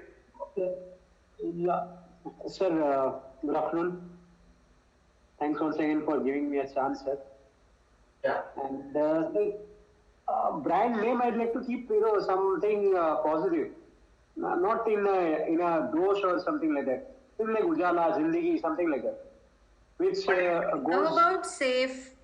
The brand name Safe. In the same box. I wouldn't like to go in quit smoking. I would like to have a combination of healthy smoking and herbal smoking. Yeah. Together. Yes. Yeah, and call it Safe. The name itself is very positive, and we can have an ad copy as in where we say if you you don't need to quit smoking. If you can't quit smoking, no worries. Don't quit smoking. Opt for this. Okay, so ad would be like A worry-free smoking experience. Smoke worry-free. Okay, so something like Nirdosh, but in English and specifically about. Yeah, and Safe, we can even broaden that Safe. Each letter we can explain, and in that we can have an explanation of the health benefits of the herbs that are used. Okay, so therefore we are talking about healthy smoking and also the herbal smoking alternatives. Yeah, Sukhdev, quit smoking, positive and Hindi name, product form would be the same? Product form can be something, means two products can be there. Means one can be a pellet form and another one can be the cigarette form, whatever he's. But then if you want to quit smoking, you will be using this only, right? The cigarette form only, or? I like to put it in two brackets, sir. I'd like to put it in the quit smoking bracket also, because he himself had this vision in mind to make people quit smoking. But it can be positioned as a medicine also, means as a kind of a thing which just for us Dhumpan, means like agarbatti or something like that, tablet. Or a chewing gum. As a chewing gum, maybe.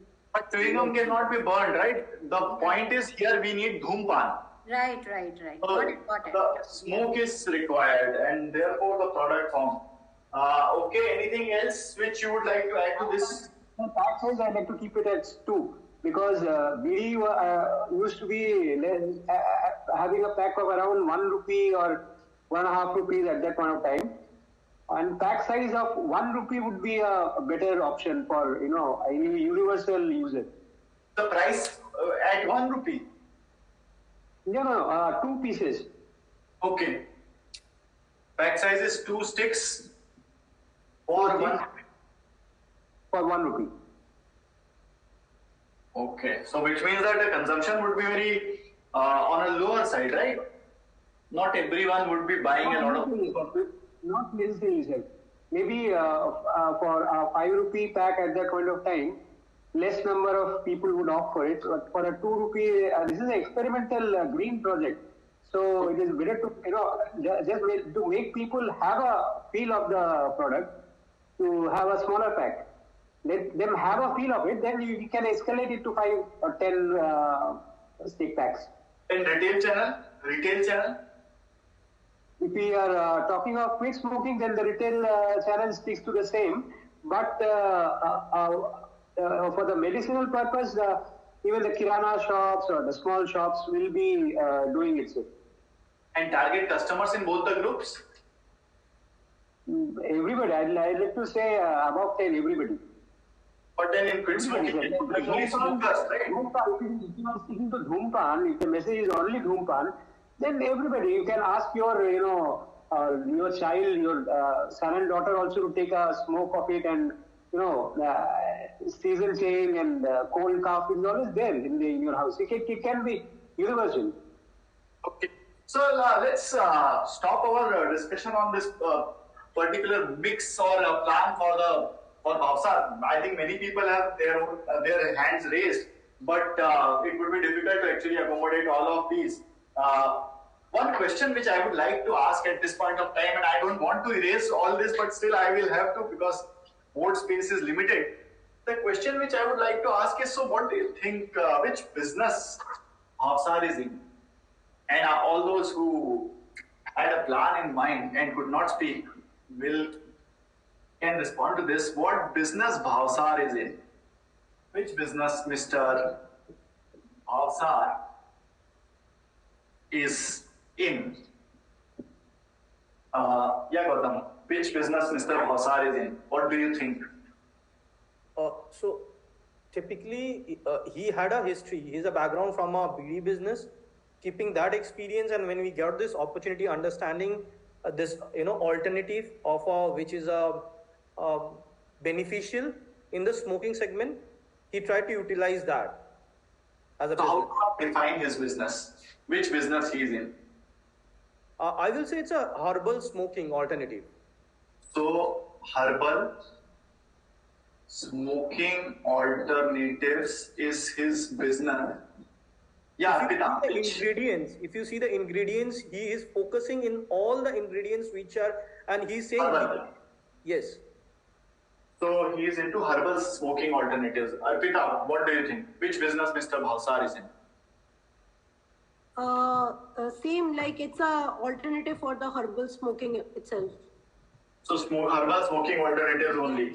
Yeah. Okay. Yeah, Astha? So he's in manufacturing of BDs and he's trying to bring a Ayurvedic blend. With Nirdosh, which business he's in with this product? Acha, with Nirdosh, Ayurvedic cigarettes, Ayurvedic BDs. Ayurvedic products? Yes.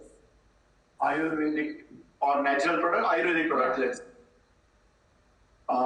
Okay. Yeah, Samir? Yeah, he's into non-tobacco. You can say that the alternative of tobacco cigarette, non-tobacco cigarette. So tobacco alternatives or non-tobacco cigarette, which means like say cigarette without tobacco.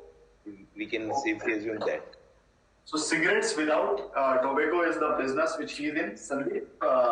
Yeah. I think he is giving he's into guilt-free smoking. He's into guilt-free smoking. Guilt-free smoking. Okay. Alok? Yeah, absolutely. He's into Ayurvedic herbal kind of products, basically. So Ayurvedic products / herbal products, right? Yeah. If yeah. you don't call it Ayurvedic, we can call it herbal products. Yes. Because there is a possibility that these products might not be originating from the literature of Ayurveda, but they are using all herbs, so therefore you are defining it as Exactly. Sakshi? So I think since he was selling BDs and cigarettes from a long time, he knew the ill benefits of them. So he wanted to expand into a herbal smoking or a healthy herbal smoking zone. So which business he is in? It would come in healthy herbal, both. So is he in health and wellness business? I would not say it is health and wellness because smoking itself is not healthy. So it would be herbal smoking only. Herbal smoking, okay. Is here only. Yeah, Sanjay?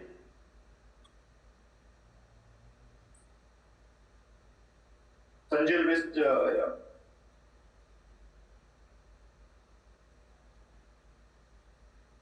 which business he is in? Mr. Bhavsar? What do you think? Which business he is in? Any other option? Which business Mr. Bhavsar is in? I can see how many hands. Okay. So, any other option? Yeah, Arpit.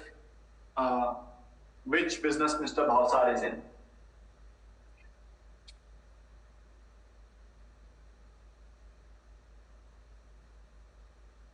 Mayank, any other option which is left? which business Mr. Bhavsar is in. Sir, he is providing a healthy alternative to smoking, and Is he in medicine business or is he in? yeah, on a later scale, when he comes to know about it can cure asthma and all these things, so it can be a health and wellness and a medicinal Health and wellness also he could be. kind of Now, thing. look at this particular board. Actually, what we have seen right from the beginning is confusion, because initially we were trying to identify what should he do at this point of time, right? Second part, we saw that, look, some people saw that there is a problem with costs which he is incurring. Some people saw there is a problem with distribution which currently he is going with. And then thereafter we saw a problem with a lot of elements. Essentially, if you look at this is his marketing mix, right? This is his go-to market. So we saw and identified a lot of problems. But if you look at a very basic or foundational question, defining anyone's business, and how do I define his or her business? We are asking questions and we are looking at multiple options like tobacco alternatives, guilt-free smoking, Ayurvedic, herbal, health, etc. How do I define which business someone is in? Is it basis the product which we manufacture? Is it based on the product which is manufactured by that particular company or that particular? I think basis the My vision statement, sir. The USP of the product. My vision statement. Vision vision and mission. statement, USP. Vision and mission, I suppose. No, widely we can say as per the product is concerned only. So the products which they are manufacturing. What kind of product and services basically? What kind of product and services you are providing to the nation? Accordingly, we can segregate the business. Now look at the biggest problem which Mr. Natwarlal Bhavsar faces, or the biggest flaw in the entire model. Here we are making decisions without defining the product and the market. If you look at the entire discussion, we benchmark this product with a cigarette. The price, the shape, the box, the channel of distribution. But we don't know whether it is a cigarette or not, because products are not defined based on their physical shape. Products are defined based on the problem which they are solving. Products are defined based on the need which they are addressing. And similarly, market is not defined in terms of the physical place where buyers and sellers are meeting. We define markets based on, essentially market is a group of people with common need. Bhavsar has not done this anywhere if you look at, and therefore sometimes it appears like a quit smoking device, sometimes it appears like a healthy smoking device, sometimes it appears like a medicine, sometimes it appears like a smoking alternative. If you look at this particular logic again, what is my product? My product is essentially a customer need which I am addressing. It is not the physical form in which I have created the product. It may appear like a cigarette, but then if it is a quit smoking device, it is not a cigarette. It may appear like a cigarette, but if it is a medicine, it is not a cigarette. And whose problem am I solving?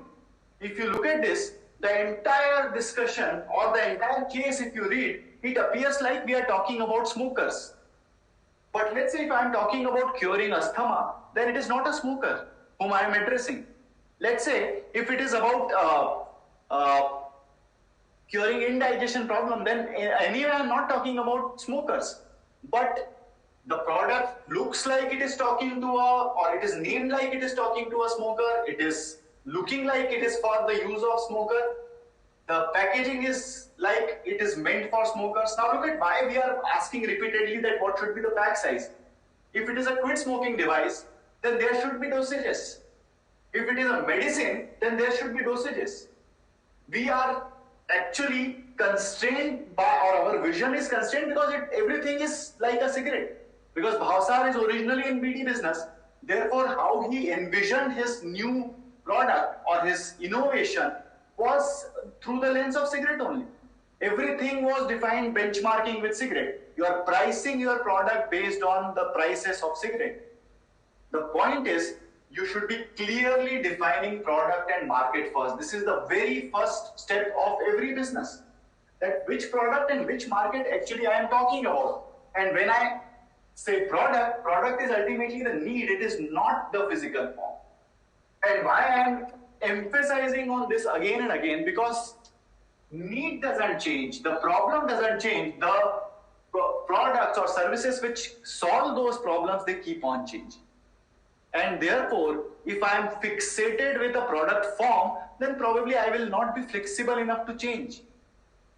And this is known as marketing myopia.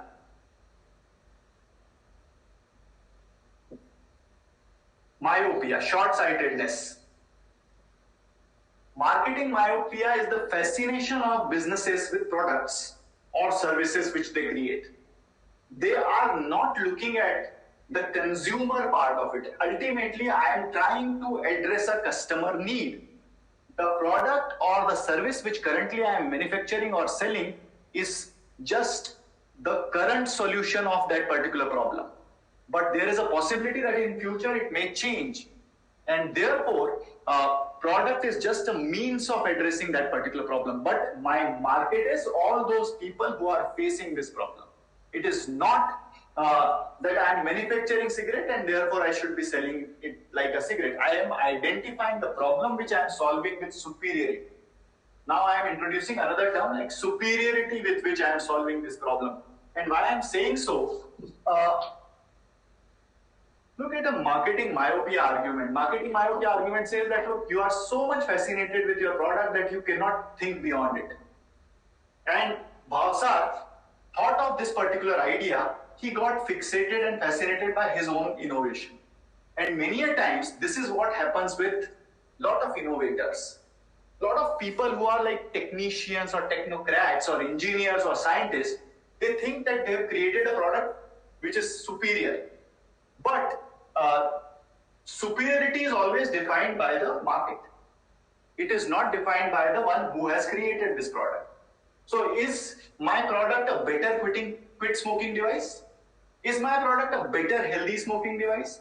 Is my product a better medicine which cures asthma or indigestion or stress? Is my product a better smoking alternative? That is what I am looking at. Unless I define the benefit, how will I be able to create the product? Look at the product features or specifications. They are also a function of, so which market I am playing in. Look at a very simple thing, competition. So who is Bhavsar's competitor? Is it ITC? Is it Goldflakes? Is it Glycodin? Is it something related with curing asthma, like the inhaler pumps, etc.? Right? So is Cipla, am I competing with Cipla? Is it a product for indigestion and therefore I am competing with Jhandu, Panchareshta and all those kind of products? Unless I have defined the product and market clearly, how will I do the competition analysis? Repeatedly, we were also talking about you should be doing research. If I don't know which product and which market I am in, from where will I collect data? Should I be doing the research in cigarette markets? Should I be doing research in quitting cigarette markets? Or should I be doing research in the medicine market? The moment frame of reference is clear to me, then only I'll be able to make decisions regarding each of the categories, like even naming your product. You are calling it Nirdosh because you think cigarette is something which has a lot of or which carries a lot of blemishes with it, and that's why you're calling it blemish-free, Nirdosh. But the point is, if it is not a cigarette, then why should it be called as a Nirdosh? You are creating a pack of 10 because you think every cigarette is sold in pack of 10. But as I said earlier, if it is a medicine, then there should be proper dosages in which it should be available. I'm pricing it based on the same benefit, which a smoker extracts. But look at this. A smoker actually is smoking because it has nicotine, which results in some kind of a kick, right? smoker also is achieving some kind of style or social element out of the cigarette. Is your Nirdosh actually delivering that? If you consider it to be a quit smoking device, quitting smoking is a gradual process. There the smokers over a period of time reduce their nicotine consumption. And that's why nicotine patches and chewing gums and all those things work. Am I competing with a nicotine patch? Am I competing with a nicotine chewing gum? Am I competing with a book which says that quit smoking in 30 days? Am I competing with a rehabilitation center? Depending on which product and which market I am in, everything changes. And here Bhavsar thinks that he has created something which is capable of doing everything. And nothing or no product or no service can actually substitute everything. There is always a single benefit which you are superior at delivering. If you do not identify that, probably every other implementation process would be as confused as it is for Bhavsar. Should I be selling it from a pawn shop? If it is a medicine, why it should be sold from a pawn shop? If it is a cigarette, why it should be sold from a grocery store? Is it for men? Is it for women? Let's say if it is a medicine which is required to be consumed by everyone, like I think towards the end, someone said that, look, it can be consumed by everyone. If it can be consumed by everyone, why is it looking like a cigarette? Would I like to recommend a cigarette to cure cough and cold of a child? Its form should be changed in that particular case. Everything should be changed. So the point is, everything is a function of which product and which market I am in.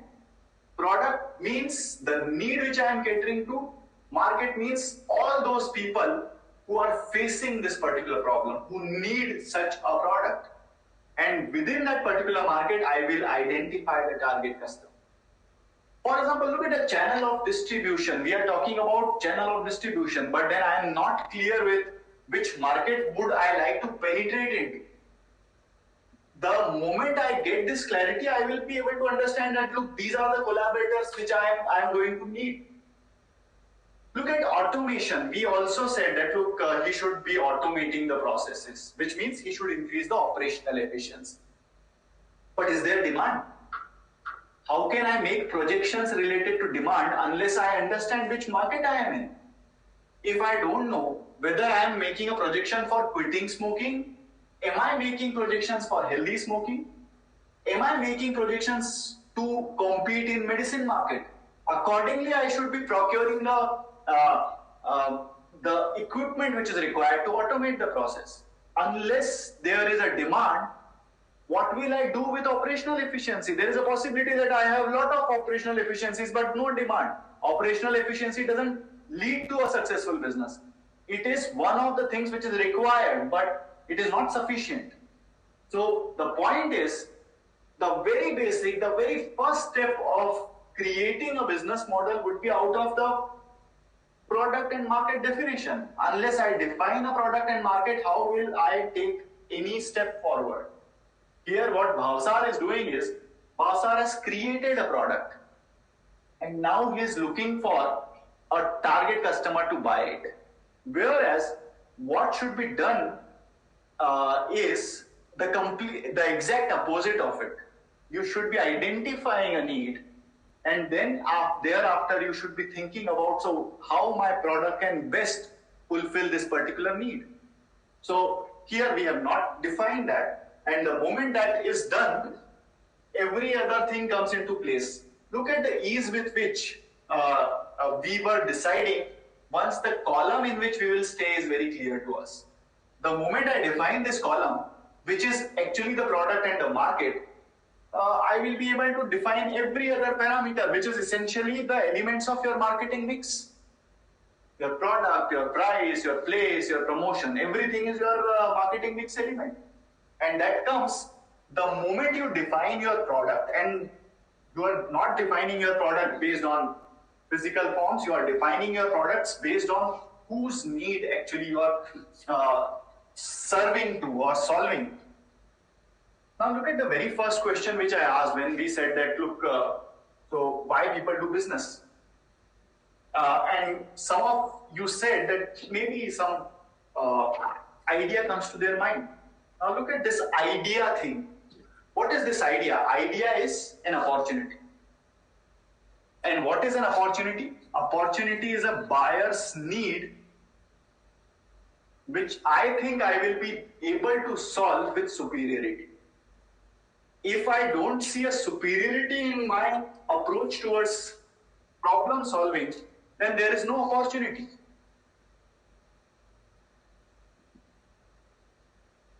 So whenever I think that I have an innovative idea, ultimately what I am doing is I am addressing a need which pre-exists. I am not creating needs. No one can create needs. We are only identifying needs. And what we are proposing or assuming is that, look, we have a better solution for this particular need.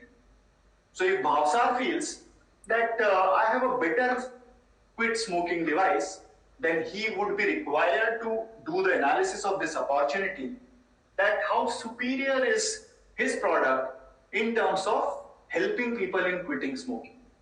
If Bhavsar thinks that his product is a smoking device, then he should try to do the analysis of how superior it is from the current or existing superior device, smoking devices. If Bhavsar thinks that he has invented a new cure for asthma, then he should be doing the analysis of this opportunity. Opportunity is only when you have a superior idea, when your product, when your service, when your value proposition solves the problem of some of the peoples with superiority. For example, look at Kachua Chap Agarbatti or a mosquito repellent coil. It was in form of a coil which we used to burn in order to repel mosquitoes and other insects. Then came the jet mat, right?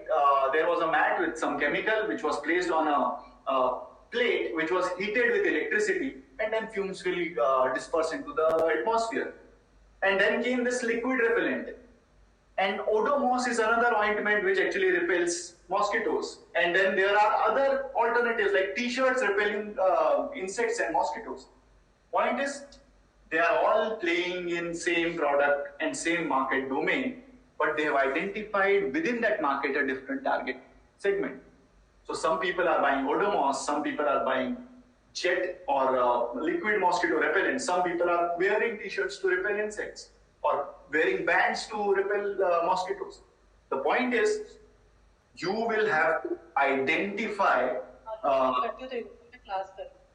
you will have to identify that, look, identify and do the analysis of how superior this particular solution is for the same need which pre-existed. So marketers don't create needs based on their understanding of product and market. You do the analysis of this opportunity. And then thereafter, whatever you do is based on this is the product and this is the market where I will be competing. This is the product and this is the market where I will be playing. But the need which I have identified stays the same. I do not create needs. I identify needs and I keep on identifying better ways of fulfilling the same need. Now look at this.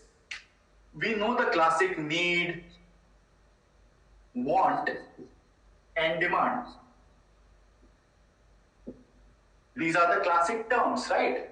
Need, the basic, which is also mentioned in Maslow's hierarchy of needs, starting with food, shelter, protection, safety, self-esteem. It goes up as we go up in the pyramid, right?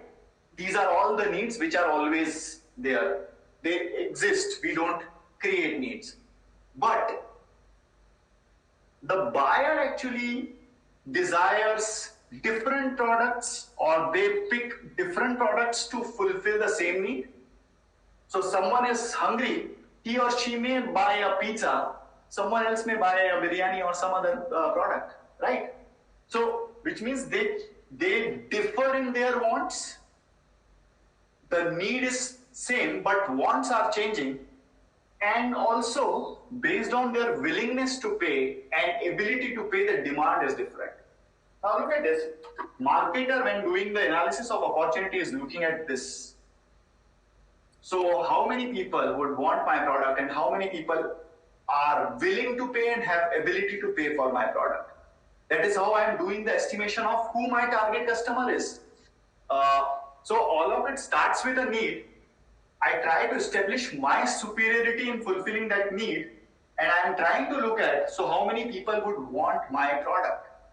What do you think would shape want? Why do we want specific products for fulfilling the same need which someone else also might be having? So for example, I need to socialize. I may go out of my house and talk to people. Someone may post on social media. Ultimately, we are trying to fulfill the same need.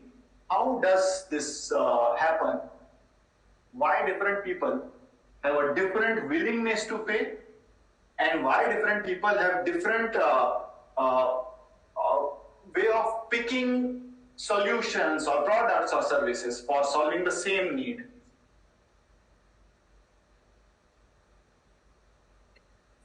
Why do people differ in that? Because of the environment of upbringing, that might affect a lot in terms of selecting the product. Okay, Vishaka? It is also an outcome of the life experiences that a person has had, the surroundings, the upbringing, the relatives, etc. Okay, Tanya? Proximity. And what do we mean by proximity? In a way that whatever available, if someone can go out. The availability, etc. Now look at this. Ultimately, our want is shaped by our understanding of the value which we derive from a particular product at a particular point also. So all those things which you said are valid, that it is a function of the culture in which you are born and brought up. It is a function of availability and options which you are having. But ultimately what we are extracting and what we are paying is what every consumer is doing the analysis of. And therefore, what is a value? Value means benefits derived out of a product or service minus the costs which are paid. So ultimately, every other need which is fulfilled by every other product or service is evaluated against. So what are the benefits which I am deriving out of this? Which means all the tangible benefits and all the intangible benefits. And at the same time, this is my understanding and estimation of, so what am I paying in terms of money, in terms of time, in terms of maintenance, in terms of exiting this relationship. If I want to exit, how easy or difficult would it be? So every buyer is ultimately making an estimation of the value which he or she is deriving out of different products and propositions. And that's why, in order to solve different problems, people opt for different products. And thus, our want is shaped by our demand, or what we want is shaped by the value which we are deriving with which your product is solving the problem is. You should be trying to estimate the value which you are providing to the buyer. Now look at the value argument and how it impacts the price of a product. We said Nirdosh is priced at 5 rupees. And the question which I asked was, is it overpriced or is it underpriced? Right? Should we reduce the price or should we increase the price? The point is, the price one would be willing to pay is a function of the value which he or she is deriving.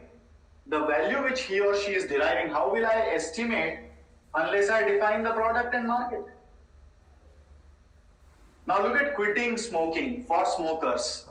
For smokers who want to quit smoking, it is extremely important that I should quit smoking within this timeline. And let's say if Nirdosh is catering to that particular need with superiority, then the target audience would be willing to pay even higher price than what you are charging. the value which he or she is deriving, how will I estimate unless I define the product and market? Now look at, it is extremely important that I should quit smoking within this timeline. And let's say if Nirdosh is catering to that particular need with superiority, then the target audience would be willing to pay even higher price than what you are charging. But since you benchmarked it with a cigarette, you only charge 5 rupees. So let's say if someone is trying to cure asthma or indigestion, their willingness to pay would be very different from a smoker who is looking for an alternative. So the point is, unless I understand what value am I delivering to the buyer, how will I also price my product? Because price is my means or my mechanism of extracting value out of the business. So thus, it is extremely important to define product and market rather than being myopic in approach. Myopic marketers are the ones who actually think about their products. But one thing which we should remember always is products become obsolete, but the need stays. The same need tomorrow would be fulfilled by a superior product or even more superior product. So businesses should be defined based on the consumer needs which they are catering to rather than the products which they are selling. So if you look at this particular concept of marketing myopia, this was given in 1960 by Theodore Levitt. And Theodore Levitt came up with this concept. Every other business school teaches this concept, but still marketers suffer from marketing myopia. Still you will find, and look at startups. Initially, I think we were talking about startups. Multiple startups actually suffer from this syndrome, which is marketing myopia, thinking that, look, I have innovated a product, a great product, and therefore it will sell automatically. If you define your business around product, then probably your business will become obsolete as the product becomes obsolete. But if you define your product around a need, then you will try to identify newer and better ways of fulfilling the same need. In this particular article, Theodore Levitt cites the example of buggy whip industry. Buggy whips, the leather whip or belt or hunter-like thing, which was used to control horses, because every other vehicle was driven by horses at that point of time. So buggy whip industry was something which was looking at the market of buggy whips, and there was a huge demand because that was the only vehicle used for transportation. But soon internal combustion engines came, and then every vehicle was motorized. The buggy whip industry actually lost its relevance because now there were motor cars and which did not require a whip to control, and buggy whip industry became obsolete. But now look at the need which they were catering to. If they would have defined themselves as someone who is into transportation business, and that too in providing an equipment which is used to energize the vehicle, probably they would have stayed relevant. And why I am saying so? Because during those times, even inside a motor car, a leather belt was required to transfer torque from the engine to the other parts and tires. But if you look at defining yourself as manufacturer of a whip, the moment whip is out of business, you are also out of business. So defining yourself in terms of the need which is faced by a large chunk of people or large number of people actually makes you contemporary and your business sustainable. It helps you in sustaining over a period of time rather than becoming obsolete as the product becomes obsolete. All those businesses which fail to innovate are myopic businesses because they think that, look, this is the best product which I could create, and therefore it will never become obsolete. Now look at Nokia and BlackBerry. If you look at those companies, at one point of time, they were innovators and they would launch a new model or a newer model. But if you look at them now, they are not valued because the buyer has migrated to something else which is addressing the same need. Since they could not migrate, they could not change their product portfolio or adapt their product portfolio accordingly, therefore they became irrelevant. So it is not that the myopia is a very age-old phenomenon. Still many companies actually at different life stages suffer from them. Sometimes successful companies commit those mistakes and become unsuccessful. Sometimes startups or businesses in very initial stages of their life, they commit those mistakes. So the point is, we should not be myopic in our approach. We should be defining our businesses around customer needs, not around our products. Second thing, opportunity is the need which we have a better solution for. So the probability with which we can solve this problem with superiority is the opportunity. And whenever I am looking at an idea, whenever I am looking at an innovation, ultimately, that's fine, innovation. But is there an opportunity? Is my innovation solving the same problem with superiority? That is the analysis which I am required to do. I have to define my product in terms of customer need. I have to define my market in terms of all those people who face this problem, all those people who need this. So that is the major takeaway from Nirdosh case. If you don't define product and market properly, you will not be able to decide on any of the variables or any of the parameters which is required to create a business strategy. First, you define product and market, and then you create your strategy. Here in this case of Mr. Natwarlal Bhausa, he has created a product, and thereafter he is looking for someone to buy it. And everything actually comes from his historical baggage, which is previously he was into BD business. But he should appreciate and understand the fact that BD is another vertical or another business which he is doing. He's also selling loose tea. But Nirdosh, or what is Nirdosh, should be defined first in order to get clarity on what should be the next steps. What should be he doing further? Any questions?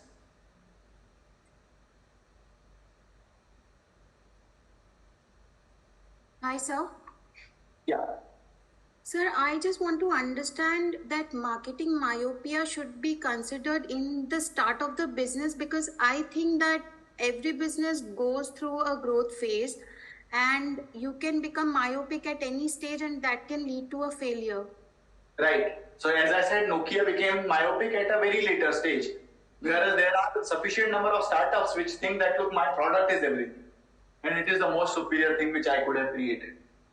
So their myopia can happen anytime. The point is, myopia is when you become product focused. When a business becomes product focused, they think that our business is our product.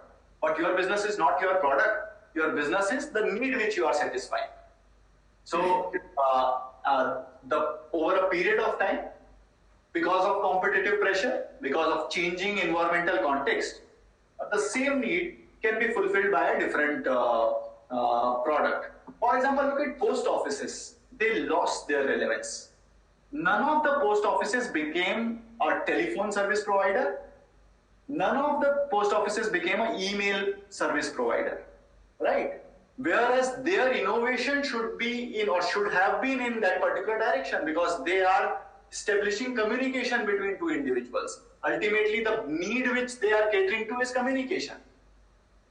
But over a period of time, the buyer actually goes for a different means of communication. Are you able to provide that? You never thought in that direction. You thought that till infinity the post offices will stay, and till infinity the people will communicate using the same postcards and inland letters, and the same way would be used in order to communicate forever, which is not the case. Every other day or over a period of time, every other industry changes, and therefore people opt for better ways of fulfilling the same need.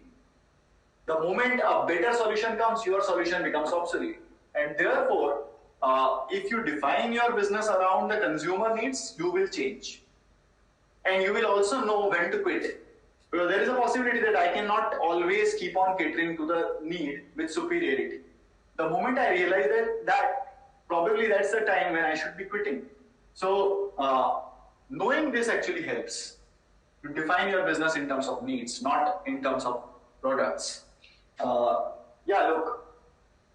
Is there any chance to, like anyone can copy your superiority? For example, you have done lots of research, you have done lots of work for a particular industry and segment, and you have started a business with the new concept, and someone is entering into the market with copying your R&D and your process and your manufacturing process and etc. And he just coming with the lower cost because you have been paid a lots of expenses while you are into new for that particular segment.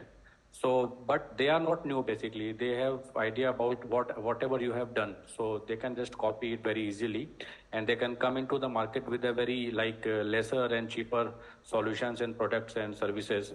So at this point of view, what you would say, how we can just retain it and just avoid it.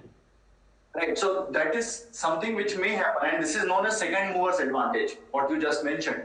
Because first mover is the one who spends money in R&D, creating a network, educating the buyer that, look, this is how my product should be used, creates a technology, awareness, etc. And then suddenly someone else comes, or a second mover comes to the market, and they capture the market. So that is very much possible, and that's why what you do is the environment scanning properly.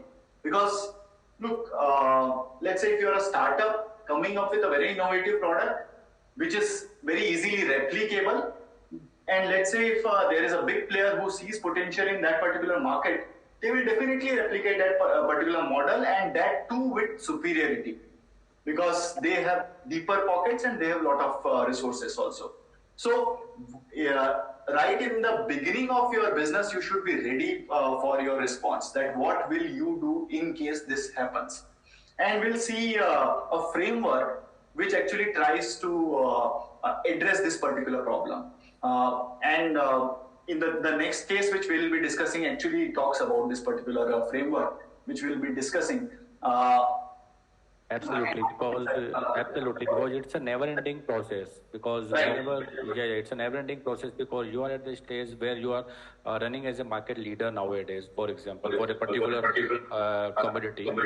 Right. So anyone can enter at the stage and just try to capture your margins, your values. So it can it is a never-ending process. So maybe later on we will see about it. We'll think about it. For time being, look at this. So you created this particular product with superiority. In order to maintain your superiority, what will you do is you will increase the entry barriers. And there are multiple ways of increasing the entry barriers that not everyone would be so comfortable doing business over there. Right. And let's say if you fail to do that, then your competitive advantage is lost. So the analysis which a business should be doing would be in terms of till when will I be able to maintain my competitive advantage? The moment I am unable to maintain my competitive advantage, this is a lost cause. I will not be able to cope up. A better way would be right time to sell off your business. So therefore, your analysis of your environment will tell you that, look, I will not be able to. Look at Flipkart. Right time to quit. So you sell this off to Walmart, and then thereafter they will manage. So the point is, I know that when is the right time to quit in terms of selling off this business, because now it will become a battle of giants. There is a possibility that I may not be able to cope up. I may not be able to survive. So this environment scanning which we are doing, which we saw in that particular flow, ultimately also tells me that, look, when is the time when I will not be able to maintain or manage my competitive advantage, and therefore either I should do something else, which we will talk about in the next case. Right. So now look at this particular, we have not defined marketing so far, and that's what towards the end I would like to define. We were talking about value, and remember, every value is perceived value, and value is perceived value as perceived by the buyer, the consumer. not by the marketer. So if Natwarlal Bhavsar feels that he has created superior value, it would not be considered as superior value till the target buyer thinks so. So therefore, always remember that it is the buyer who specifies value. It is the buyer who defines value. It is not the marketer. Marketer only tries to understand that. And so now what is marketing? Marketing is creating value. And marketing is communicating value.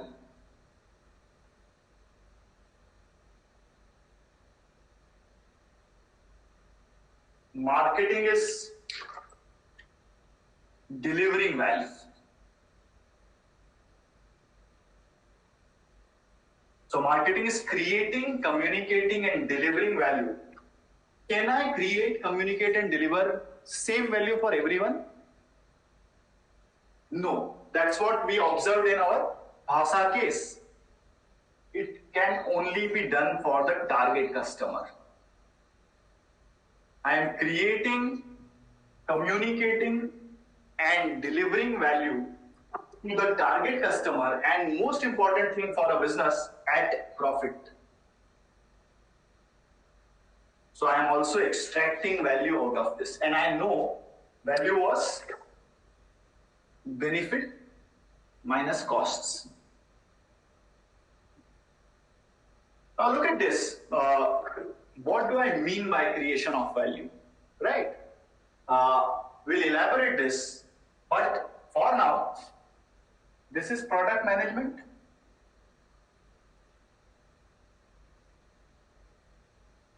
So when Alok, you said that, look, what if my product is copied? I have to manage my product, which also means managing product life cycles over a period of time, which also means preparing myself for a replacement of my own product, expansion of my product portfolio, coming up with variations, coming up with new launches. So product management is the creation of value part. What is communicating value? It is the integrated marketing communication.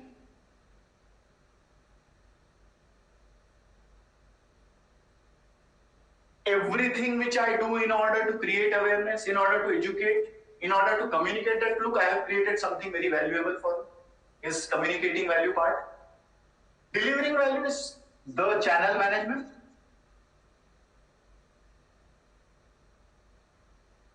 Product should reach the buyer, and that's why, look at this.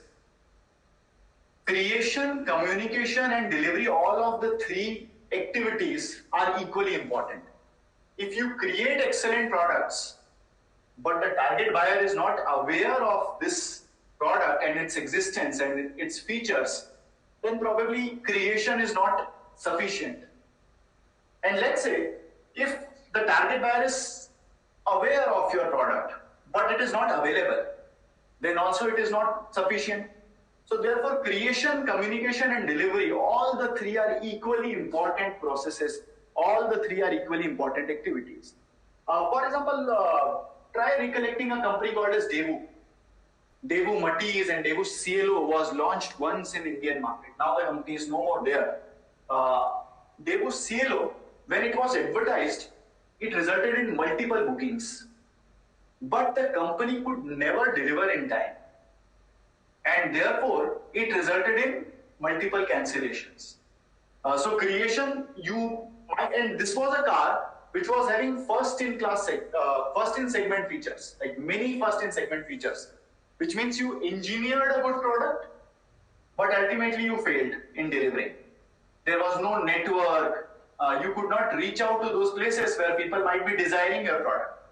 So therefore, all of this should be in sync with each other. Now, what happened in this particular story of Daewoo Cielo was the only car at that point of time which was Euro 2 compliant.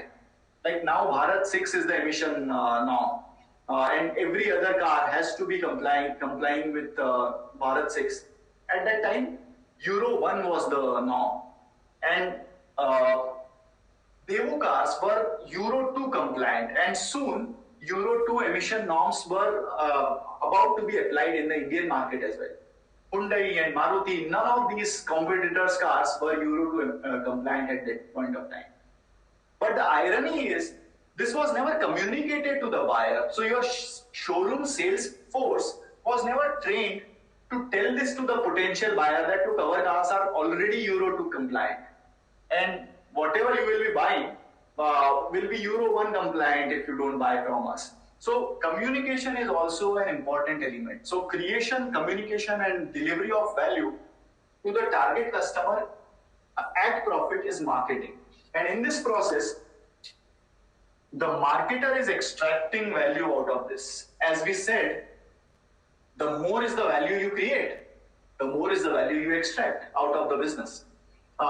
One important thing before I end the class, this value, the bad thing or the problem here is value erodes. Value is always changing with time. It is always decreasing with time. And this erosion of value depends from industry to industry. Some industries, it erodes very quickly. In some industries, it is relatively static. So for example, mobile phones or smartphones, the value erodes quickly. Today you bought a phone, after 2-3 months, it will become an outdated phone and some other new phone will be launched into the market. So value is, the erosion is happening continuously. The point is the marketer should try to sustain this value. And therefore, this is a continuous process of creation, communication and delivery of value to the target customer at profit, because that's what keeps me going. That is what is the objective of running this business. So this is what is marketing. And this is what we discussed today, like starting from a need to creation and communication and delivery of value on a continuous basis to the target customer at profit. Any questions before we end the class?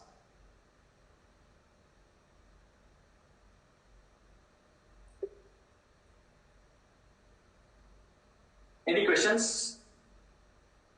Or everyone is, yes, Anil. Just going back a bit, how do these big companies who have so much of money and power miss this? For instance, Kodak, how would Kodak not realize that phones are coming with cameras? Eventually, Kodak shut shop. But how is it missed by so many people, so many gurus, so many associates or helpers or experts? So next class, we will be talking about environment scanning, which is about sustaining value. So value sustenance is within itself is an exercise which your organization should be doing on a continuous basis. Some organizations, they simply miss upon one environmental element which may change or completely disrupt the entire market, and therefore they become obsolete. Sometimes it is also a question of the resources which you are having. So let's say if, for example, look at cable operators. They were completely disintermediated by OTT and DTH, right? So sometimes it is that you cannot do anything, you are helpless. And sometimes you simply miss upon this because ultimately these big companies are also run by people, and people make wrong decisions. Whoever it is, like it might be a Harvard graduate or IIM or IIT, whoever it is, people also make mistakes and they simply miss upon this. Sometimes it is complacence that look, no one can replace me. I know everything. So that is also a kind of myopia, and which makes people, and this is actually myopia, product marketing myopia, where a company simply misses that look, my product can be replaced. They think my product is irreplaceable. And that particular misunderstanding actually costs them a lot, sometimes the entire business. So we'll see some examples and we'll see that how environment scanning actually helps you in sustaining value. But still, there always will be cases where companies will simply miss upon this. And therefore, they will pay the price for not being able to sustain value as well. Can I add something here? Yeah, Samir. Yeah, actually Kodak, I'm talking about the Kodak case. Kodak was the first one. Those guys have invented digital camera. But the way you said marketing myopia, they were completely under that influence, and they said the management was a believer that the real camera will not go away. And because of that reason, they have not introduced and launched the digital camera on forefront. And because of that was the core reason of the fall of Kodak. And also now look at this one more reason which might be driving this mentality of staying with the old is there is no sustainable model after sales in case of digital cameras. You don't develop, you don't buy reels, you don't get them developed, right?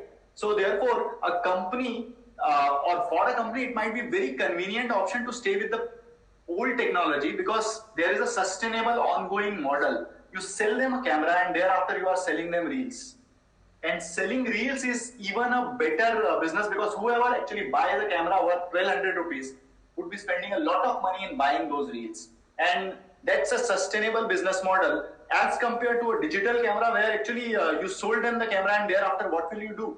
So staying with the old sometimes is convenient and therefore companies do not think beyond that. And that might also be one of the reasons why this company did not opt for an innovation because old is something which actually is more comfortable. There is already a network of your photographers and resellers and sellers in place, and you are making a lot of money even after selling them the camera.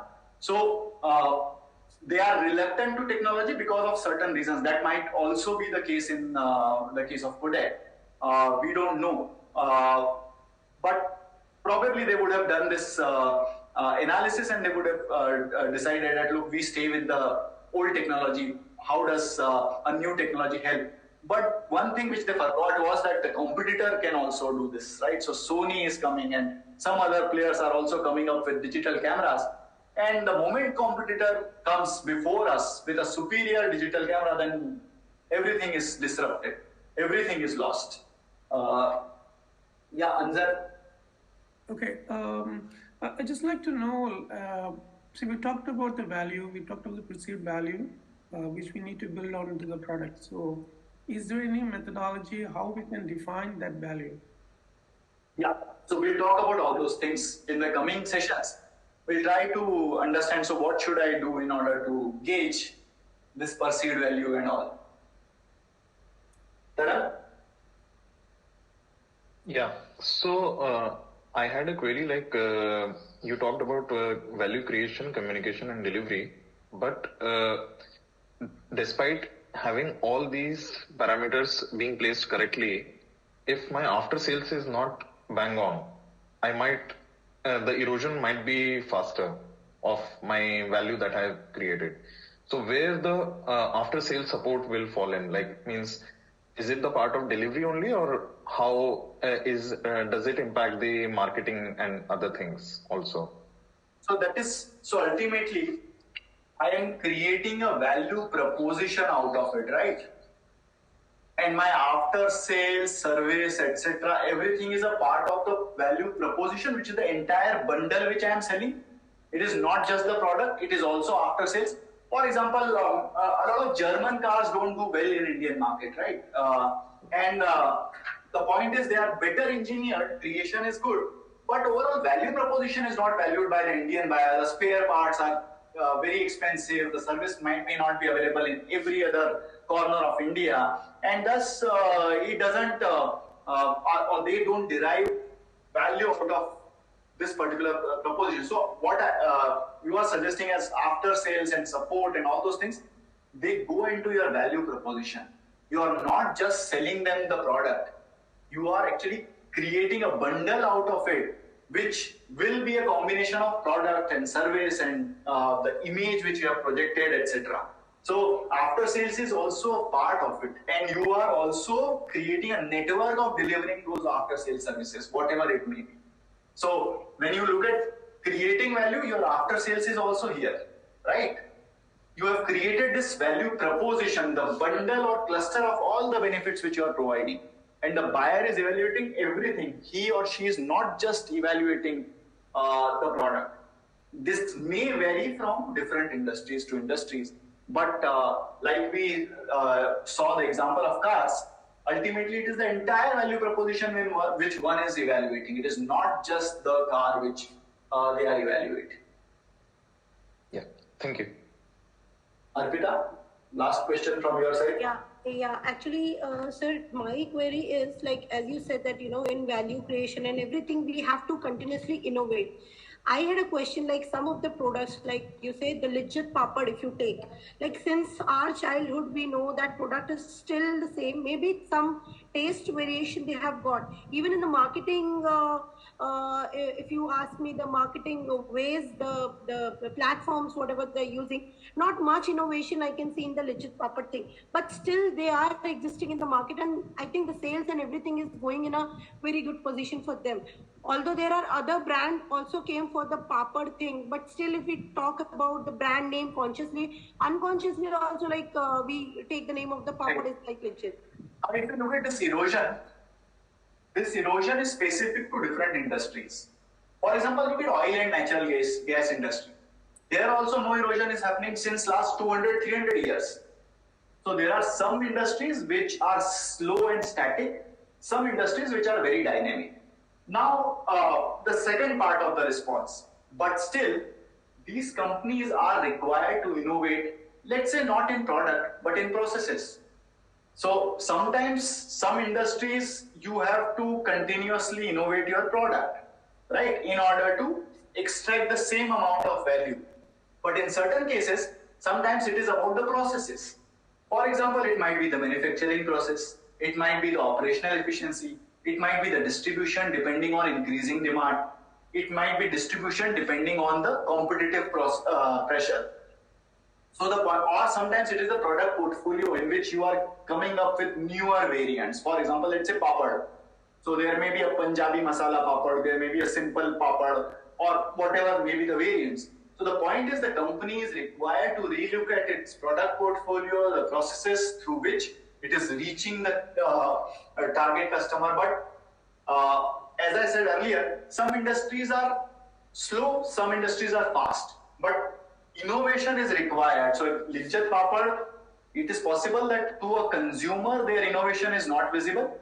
But in terms of their processes, etc., they must be doing certain amount of innovation. Relatively, there is a possibility that this is a static industry. But it is not something which is completely insulated from this change. This erosion will happen over a period of time. It is just a matter of time. When will it happen? As I said, that oil and gas industry. Yeah. So far, we have not seen that them going out of the business. But let's say tomorrow, everyone actually starts using EVs, electric vehicles, or some other substitute energy comes. Then probably they'll go out of business. And in terms of business models, they are doing innovation. Like, for example, penetration. I have to have a fuel pump because my product is such that no one actually keeps on searching for my brand. Yeah. Wherever they get a fuel station, they will get their vehicle refueled. So the point is, depending on the competitive scenario, I will have to do innovation in different aspects. It is not just the product which I keep on innovating. The way I am extracting value, I will have to keep. One more query. I'm sorry to interrupt.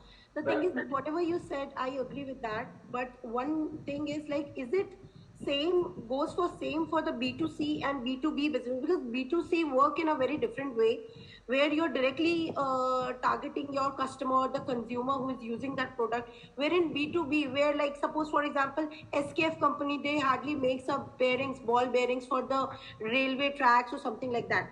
So how it will work there also? Will it be the same thing they will work, or they have to also go for a different choice in this? This is applicable in both these contexts, B2B or B2C. In both the contexts, you have to continuously create, communicate, and deliver value to the target customer at profit. And there also the value keeps on eroding. So in both the contexts, this is applicable. We'll see some examples also. The next case which we'll talk about will be about B2B as well as B2C. So the next case which we'll be discussing in the class, we'll talk about B2B as well as B2C aspect of this. Thank you, sir. So thank you. We'll meet next Saturday now, and we'll talk more about this concept, and then we'll also discuss some cases. Right? Thank you. Professor, can I ask you one question? Yeah. Next class, which case study are we going to cover? So what we as a class, we can go through with the case study in details, and Ryanair case, which is Ryanair case. outline, which we will discuss.